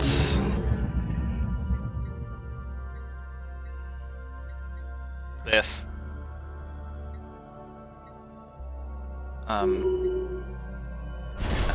Let's build that. Yeah, you're just laying claim to everything, huh? You guys will still be rivals, right? Because the game would tell me if you weren't.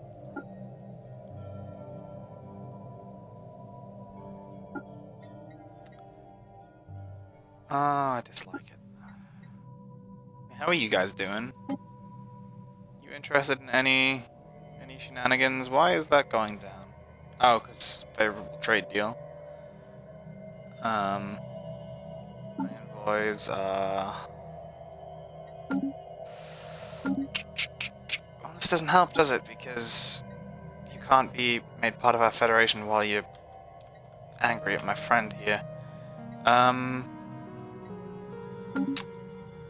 Okay, well, let's go talk to these guys then, I suppose. Oh, we could do this. We could put another envoy here for greater cohesion.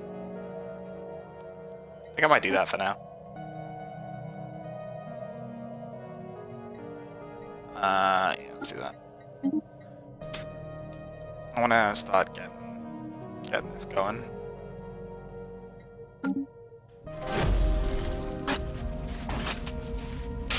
Ending event. The expedition team found a safe spot to set up camp. Additional equipment and personnel are being dropped off to the makeshift camp with small dropships. The expedition is now getting ready to search the nearby precursor ruins.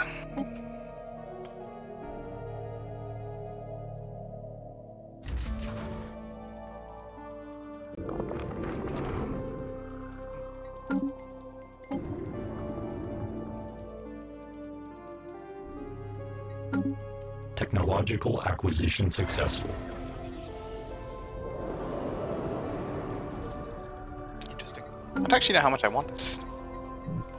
I guess I do, but it's like it's kind of contrary to my ringworld stuff.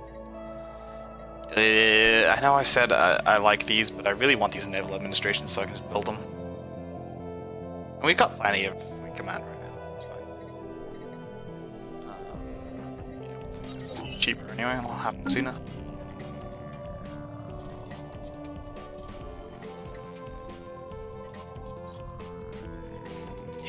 We're just gonna leave well enough alone here, I think. At least for the foreseeable future. Construction complete. That's that when the power is skull, I think I know when to not bother. Like the power of that has been officially classified as too much for you to deal with. Move along. Like, yep. Heard you loud and clear. Okay. Beautiful perk of playing machines is your leaders just tend to level up a bunch because they don't die. Because they're robots. So like these guys are just like poor and very good at their respective thing. Resource storage full? Oh, this keeps happening. Thing is, I don't want to just pour this into stockpile because on the one hand, stockpile's useless. On the other hand,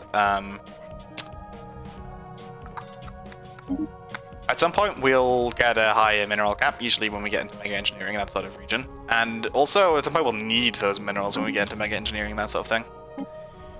Searching the unknown, the expeditionary team has been sent out along a narrow path alongside the ruins. This is to hopefully avoid any surprises that may lie on the main path into the ruins. It will take some time before they enter the ruins. Fair enough. He's a pretty sophisticated scientist, so that's why they're making very rapid progress on this. Honestly, at this point, I'm almost tempted to say that given how aggro these guys are being, and how, like, much of a pain in the ass they are, and the fact that my friends here are sitting here with much fleet, very, very much fleet, lots of fleet. If they ask to declare war on these guys, I'll probably say yes, because I'd like to get these guys in the Federation, but they won't while these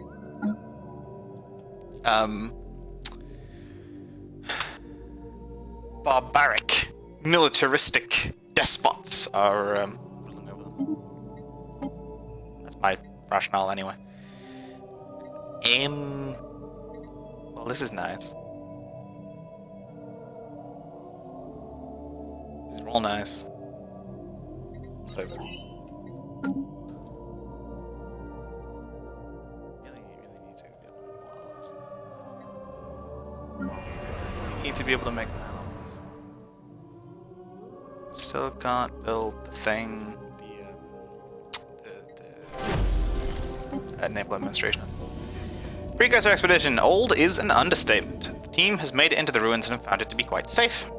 Several small artifacts have so far been discovered along the route the expeditionary team has taken. Trinkets, tools, but also small electronic devices. Cursory analysis reveals them to be over 100,000 years old. The supplies of the team are running low, so they are returning to base camp. Meanwhile, secondary expedition team is heading out. So, admin capacity +5. Neat! On this world here. Oh, okay, so admin capacity +5 for having discovered the capital complex. That's cool. That allays my admin cap problems for a bit longer. That means I don't have to think about it. Nice. I like that. Alright, yeah, we also got strike cruisers. One sec. Okay, well, this is... Oh, let's finish this one up. The Outsiders. The small lab on the outskirts of the colony seems to be where the signal to NET was meant to be sent. It was also a site of a large amount of fighting between different factions after the central colonial leadership was deposed. The only entry preserved in the lab's archive reads, Public Access Newsletter by Provisionary Commander Dune, Mission Date 332.24. The lying tyrant Zal has been deposed. He claims it is our duty to give up our lives to save the homeworld, but this is our homeworld. This is where we were born and where we will die. We built it, and we built our lives in it. By what right can anyone demand we give it up to save them? We will not allow it. I will not allow it. If any still loyal to Zal think they can defy me, they better change my mind, or I swear the log ends abruptly. It's not clear what happened next and whether anyone can be considered victorious in the ensuing civil war. Dune and his followers are nowhere to be found, neither is Zal. The device designed to rupture the fabric of time-space, should be space-time, and send the signal to Neat is still intact, neither destroyed nor activated, still waiting for one last command to finish the job. So we get a bunch of resources and alloys. We can activate the machine. Signal will be sent, Delta Corvi 4A will be destroyed.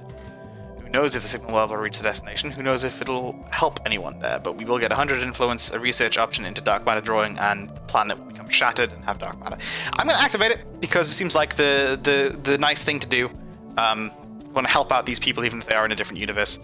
And also because dark matter is dope, and we don't have any. Pull the lever! Yeah, so...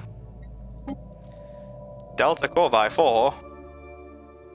4A is now pretty buggered.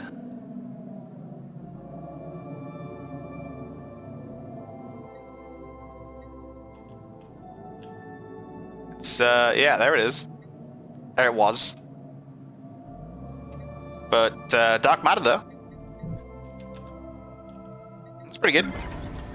Okay, you are a class 6 science ship, which means you can go assist research. I don't know if you can have multiple science ships. Yeah, you can't, so just come here. Because I don't want to take the other one off until you get close. You can just research math in this 4, basically. That's my thinking.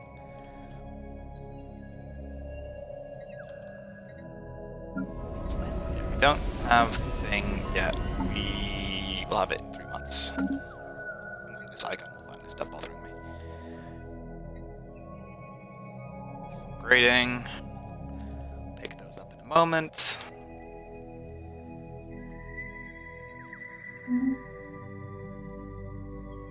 Construction complete.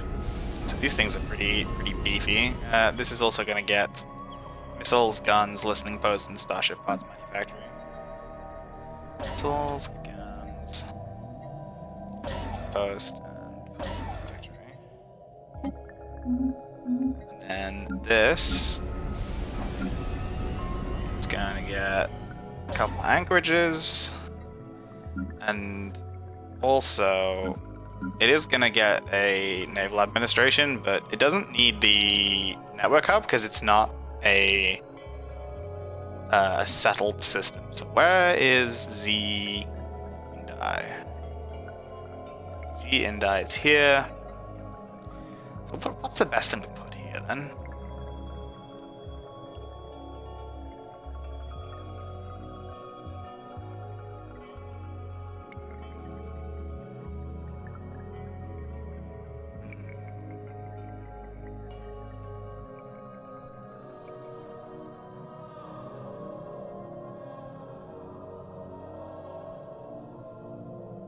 I guess probably a nebula refinery when we eventually get one, so...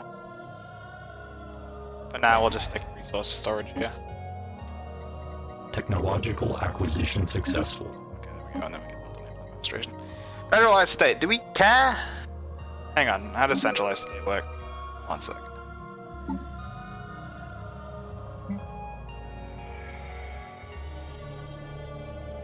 Authority stance. Centralized. Okay. I see. So that gives us influence and authoritarian ethics, but causes a penalty for empire sprawl.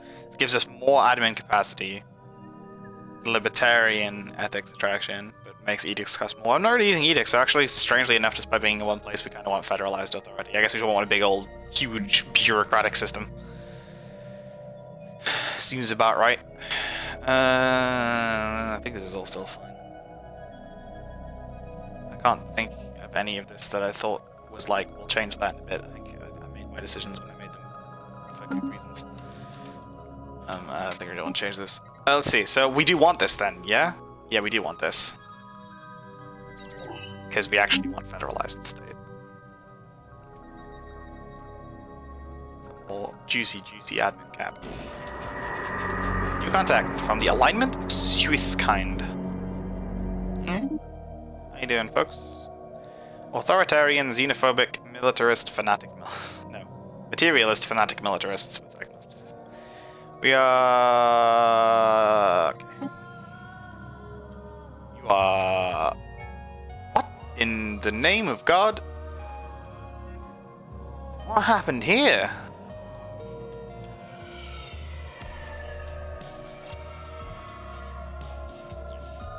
What? Did you... Wormholes? Yeah, wormhole junction. Wormhole junction. Damn, okay, well, fair enough. Wormhole junction. I guess this is their home system, which had a wormhole junction in it. Interesting. Well, you seem like good people to get an active sensor link from. How are you doing? Oh god, maybe not. Oh, maybe not. Maybe I don't want everyone in the galaxy knowing I exist.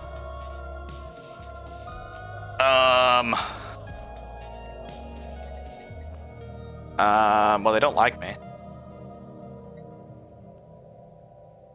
Do I want everyone in the galaxy knowing I exist? Huh. I mean, long term, yes. Oh, the hell with it. Let's do it. Let's get it going. Let's spice things up a little bit. Oh, they won't do it while they're suspicious of me. Chlildin. Fair enough. Why you gotta be suspicious, bud? Fair enough. Suppose it's a decent reason. Alright, we don't have any envoys spare. I can't keep them, but yeah, we'll get an XP though. It's happening. It's slowly happening. Get more envoys in here, goddammit. What do I even pay you for? Okay. Fine. Situation log adjusted. Yeah, very good. Thanks. Good. They closed borders with me. Well, that's sort of predictable. Yeah. Yes. Yeah. That's probably the best. Situation log adjusted. They have a breakthrough. The uncertainty principle has long fascinated amateur NEX scientists enthusiasts, who have often misused it to make absurd claims about small fairy animals in boxes. Siouan researchers have announced that they can know a particle's precise position and simultaneously have a really, really good guess about its speed. Predictive quantum mechanics will completely reshape our understanding of particle physics, with the first of many applications in increasing the output of fusion reactors. A Siouan scientist explained the breakthrough this way. Imagine you have a blog in a box. You don't know if the blog is alive or dead, so until you look in the box, it's in a state of quantum superposition. The blog is both alive and dead. But if we know that the blog is alive, we can guess with near certainty that the blog wants friends. That's basically how predictive quantum mechanics works. Makes perfect sense to me. Okay, so physics research and energy credits and stuff. One of these days we're going to get some of these breakthroughs. I know it.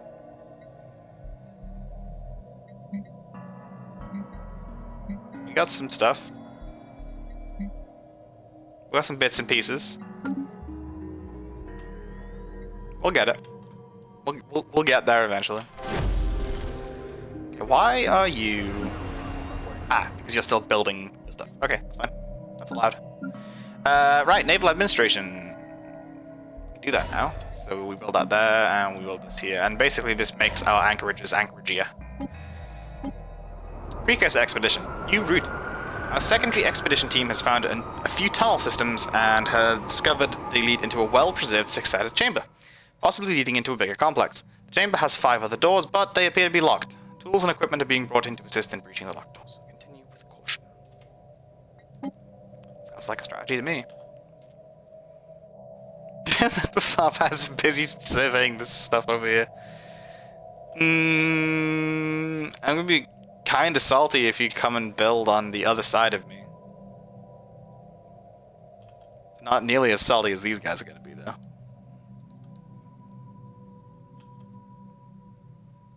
Look, I built my wall. I've set my stall out nice and early. More precursors. We're in. We finally breached one of the locked doors. It looks like this is a rather large complex, part of the ruins above, perhaps. Our expedition team is splitting up into groups of 2 in order to more efficiently explore the chambers of this complex. Who knows what they'll find, or what will find them. Well, that seems interesting. Big old fleet. Big old fleet. So, if anyone was wondering, by the way, you can't upgrade these. It's a bit sad, really. You might think, well, just rip off that gun and put a better one on that we now have. Nope. You cannot do anything to what's the term it uses? Event designs. You just can't. They don't appear in the thing or anything. It's just nope.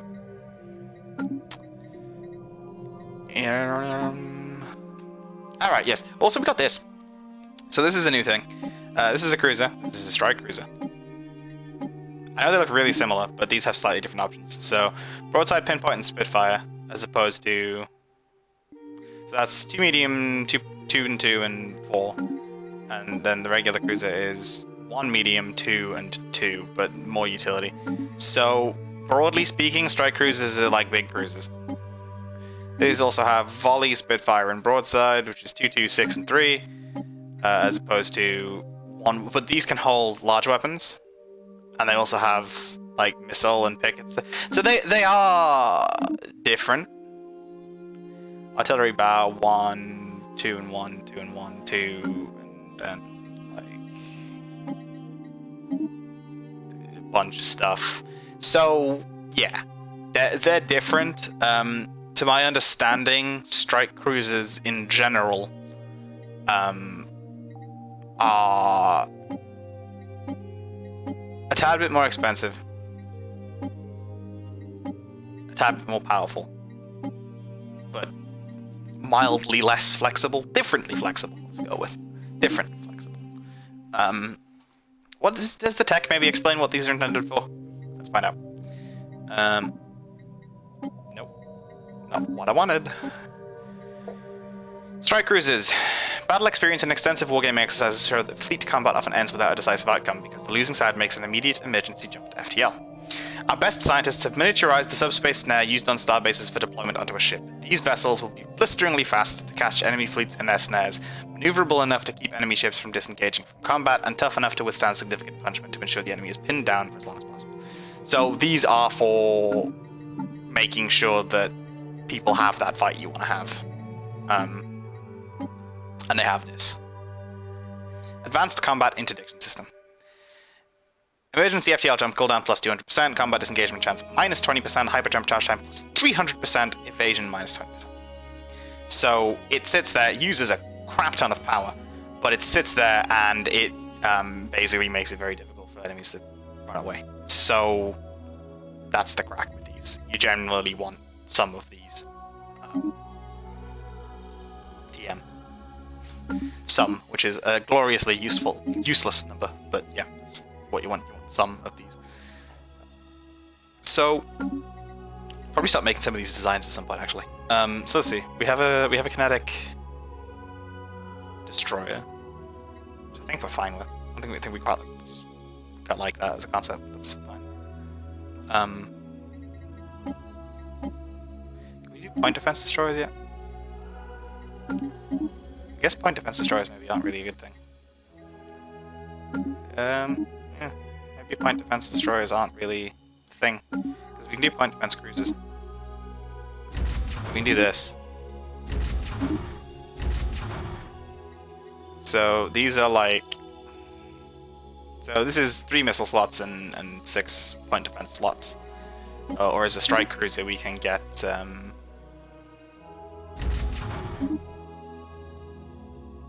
we can't really... We can get Spitfire Core, which has large defense slots, which is interesting. But it's not really... Strike cruisers aren't really suited for this. So let's get some cruisers going. So let's get some of these. So these are good, because basically what these do is actually let's do this. So what this is going to effectively do is we've got a laser and a mass driver, so we've got some variety. We'll put much very slow moving shield pen. Yeah, okay. So put 1 set of torpedoes on, and then we'll put a couple of sets of nuclear missiles on. These will eventually become swarm missiles. And then we'll put on some sentinel point defense and some black. So basically the deal with this is what this is aimed to do is it's aimed to provide point defense to the fleet. Point defense defends you from missiles. These are good at missiles. And strikecraft. These are good at strikecraft. It also aims to provide a little bit of suppressive fire on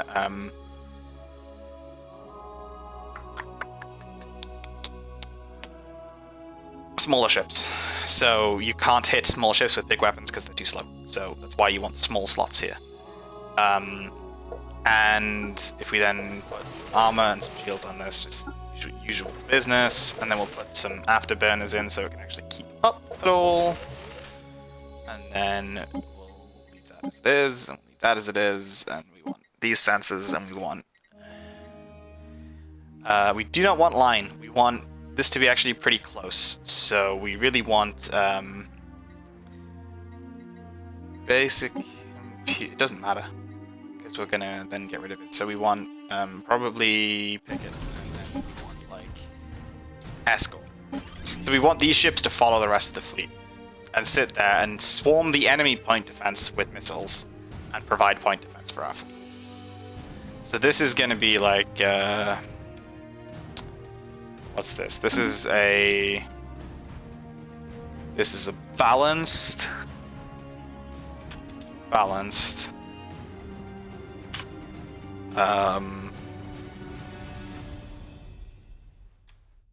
guided and point defense focused cruiser.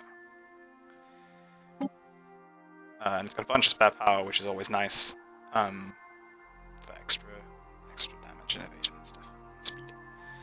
And it means we need to upgrade this for a while. So that's just going to sit there and be our kind of like point defense-y cruiser. Point defense can live on destroyers, and in the base game, this is really where you put your point defense, but it would appear that NSC has made it so that that's not terribly wise. So we have like a point defense-y type cruiser. And then let's make a new cruiser. And what do we got here? Probably want just like a... It's like a big ol' medium. So large weapon slots at the moment are probably a bit of a waste. Because there's nothing big enough that you want a weapon that fires that slowly or tracks that badly to deal with. You'd rather just have medium weapons that can still have some chance of hitting, like destroyers and cruisers and stuff. So, the question is, do you want like some backup smalls? We do want some backup smalls. So, we want to make sure we can... We're going to put lasers here, so that we can make sure we can clean up any little ships that are around. Because armor damage rather than shield damage is good for cleanup. And then we'll put in a few lasers here, and we'll put in kinetics here.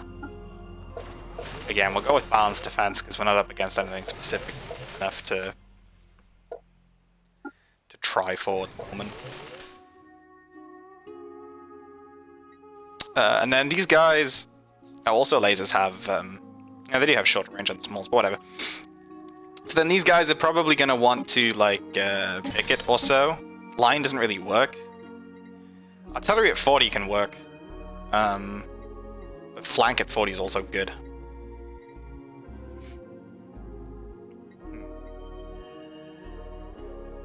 I like flank at 40, I think. For these. And then these are going to be, what? These are primarily energy balanced. And then they're like the MS ships again. It's like the destroyers. So we'll do that. And then these basically, these don't have a reason to exist anymore, effectively. I'm sure you can get better destroyer parts, and we just haven't got the tech for it yet. So for now, I might just not make very many destroyers. These really don't have a reason to exist.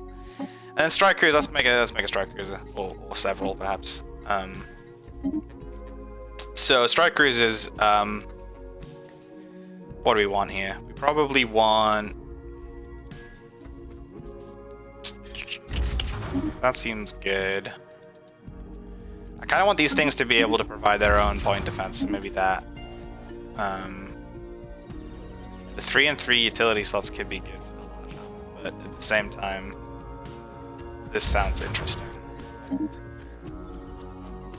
And then 3 utility slots are really good, so we can cram more afterburners in, so we'll take some Spitfires then. Do we want 4? Now we'll stick with this one. So then these are going to be fairly pricey ships. But that's okay. Afterburners, lots of afterburners. We're going to give these a little bit of their own point defense, mostly against missiles. We have some lasers and some mass drivers.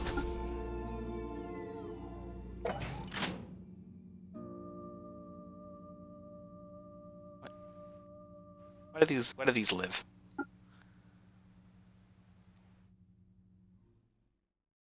Okay, they're kind of overlapped on top of each other, so laser.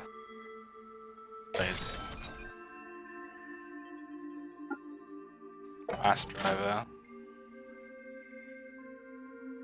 Mass driver.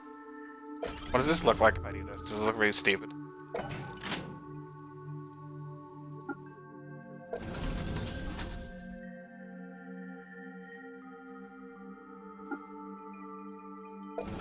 Oh, they look the same anyway.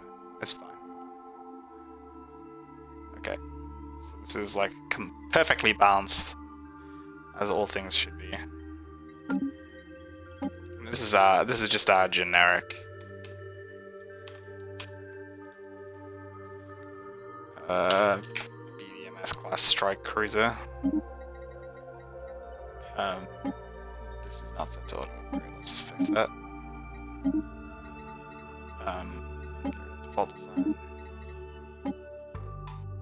Okay, so this is just kind of like regular old strike cruiser.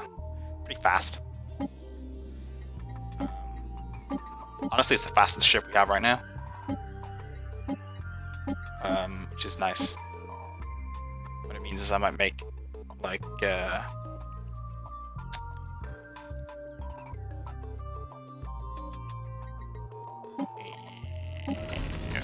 would have put a better hyperdrive on this. Why didn't I have the best hyperdrive on already? Oh yeah, we should sort this out. These want swarm tactics, absolutely swarm. And charge, I think. Well, no, you want flank because everything he has a range of at least 40. You want these to circle the enemy and stop them departing. We've got some spare power, so let's slap in a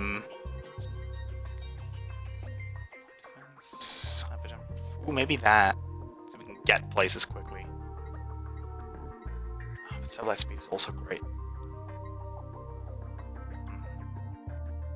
I already have very good satellite speed though. I think we want this so we can do places quickly. We don't have power for all of that. This takes a crap load of power.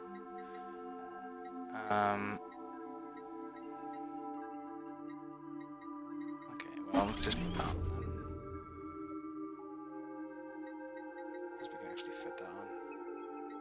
Okay. And then these things have a lot of spare power. This though. So these are regular old cruisers, and we probably want like probably want quantum thrusters on these for the sublight speed. Get them up to speed. Yes, and then these things probably similarly quantum thrusters on these.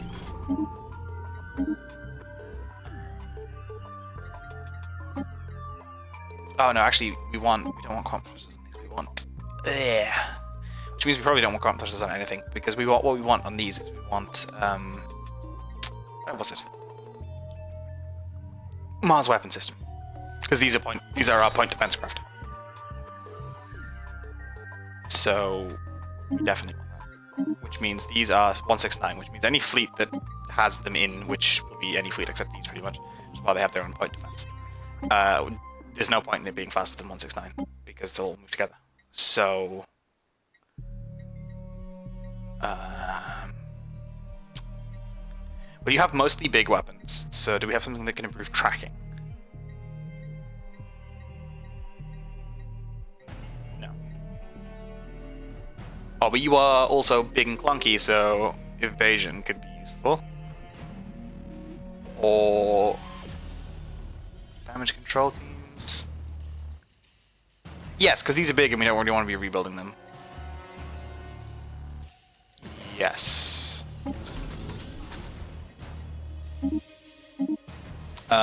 These things have...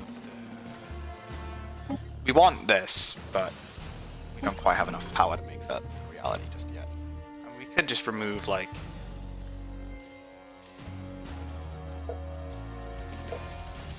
Let's do this for now. Let's do that. Let's make it a reality. And then we have BBMS class... Oh, hang on. I just realized. That's fine.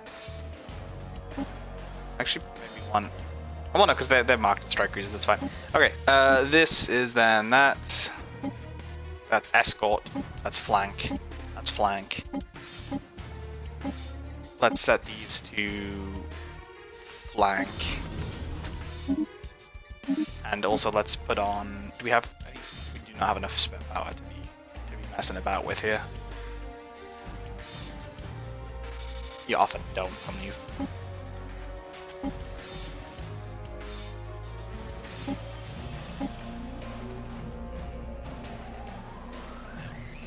So this is going to be flanking. Again, we don't have enough spare power to mess about with, and this will be like flanking. What can I say? Actually, let's make the corvettes be hit and run, because that makes a bit more sense, I think.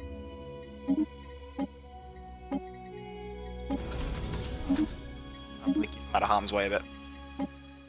And escort, flank, and then, yeah. Okay. So that's that. We have that. Then this is going to need to upgrade because the behavior changes, which we'll do. And then we might build some more ships for that soon, but not right now. Like starting some cruisers and stuff into that. Okay, so we have refactored some of our ship designs. We have tech ongoing. We're going to have to upgrade the hyperdrives all again soon. Whatever. That's fine. It's fine. That's absolutely fine. We'll get to that when we get to that. For now, what I'm going to do is I'm going to let this play until the end of this year. Ship augmentations completed. Should be fine. That was December. And then we'll play till the end 2252. And then I think we have to call it because okay. Yeah, I have some things I have to attend to this evening. So I will call it there. I think we made some good progress. We made some new friends. We're desperately trying to make more new friends, but lots of people don't like us. Looking at you guys. We got some good tech progress. We sort of investigated the mysteries of our part of space, which I quite like. We're getting some population. We're growing. Time is marching on. We're about halfway to the mid-game crisis, but yeah, we've made some good progress. I have enjoyed this. I hope you have too. I hope you have gotten something out of watching the adventures of the NEX in space. If you did watch this and didn't watch the previous episode, that's on YouTube. It'll also be in the Twitch VODs for a little while, but everything's archived on YouTube because Twitch aren't reliable about keeping stuff. So everything's archived over on YouTube. The next part of this will be when I do it. I don't really have a set schedule for any of the games I'm playing. I sort of play various different things all over the place. So if you want to catch the next episode of this, or you want to catch anything else I do, which, next stream will not be this, but then after that, who knows? All bets are off. If you want to catch any of that, do follow the Twitch channel, subscribe to the YouTube channel. Everything ends up on both eventually. Just depends how you want to watch it. Please do come along to the stream if you wish, but I understand that everyone can make it, so everything's on the YouTube channel if you can't quite catch the stream. So thank you all for watching. I hope it has been enjoyable, and I'll catch you in the next one.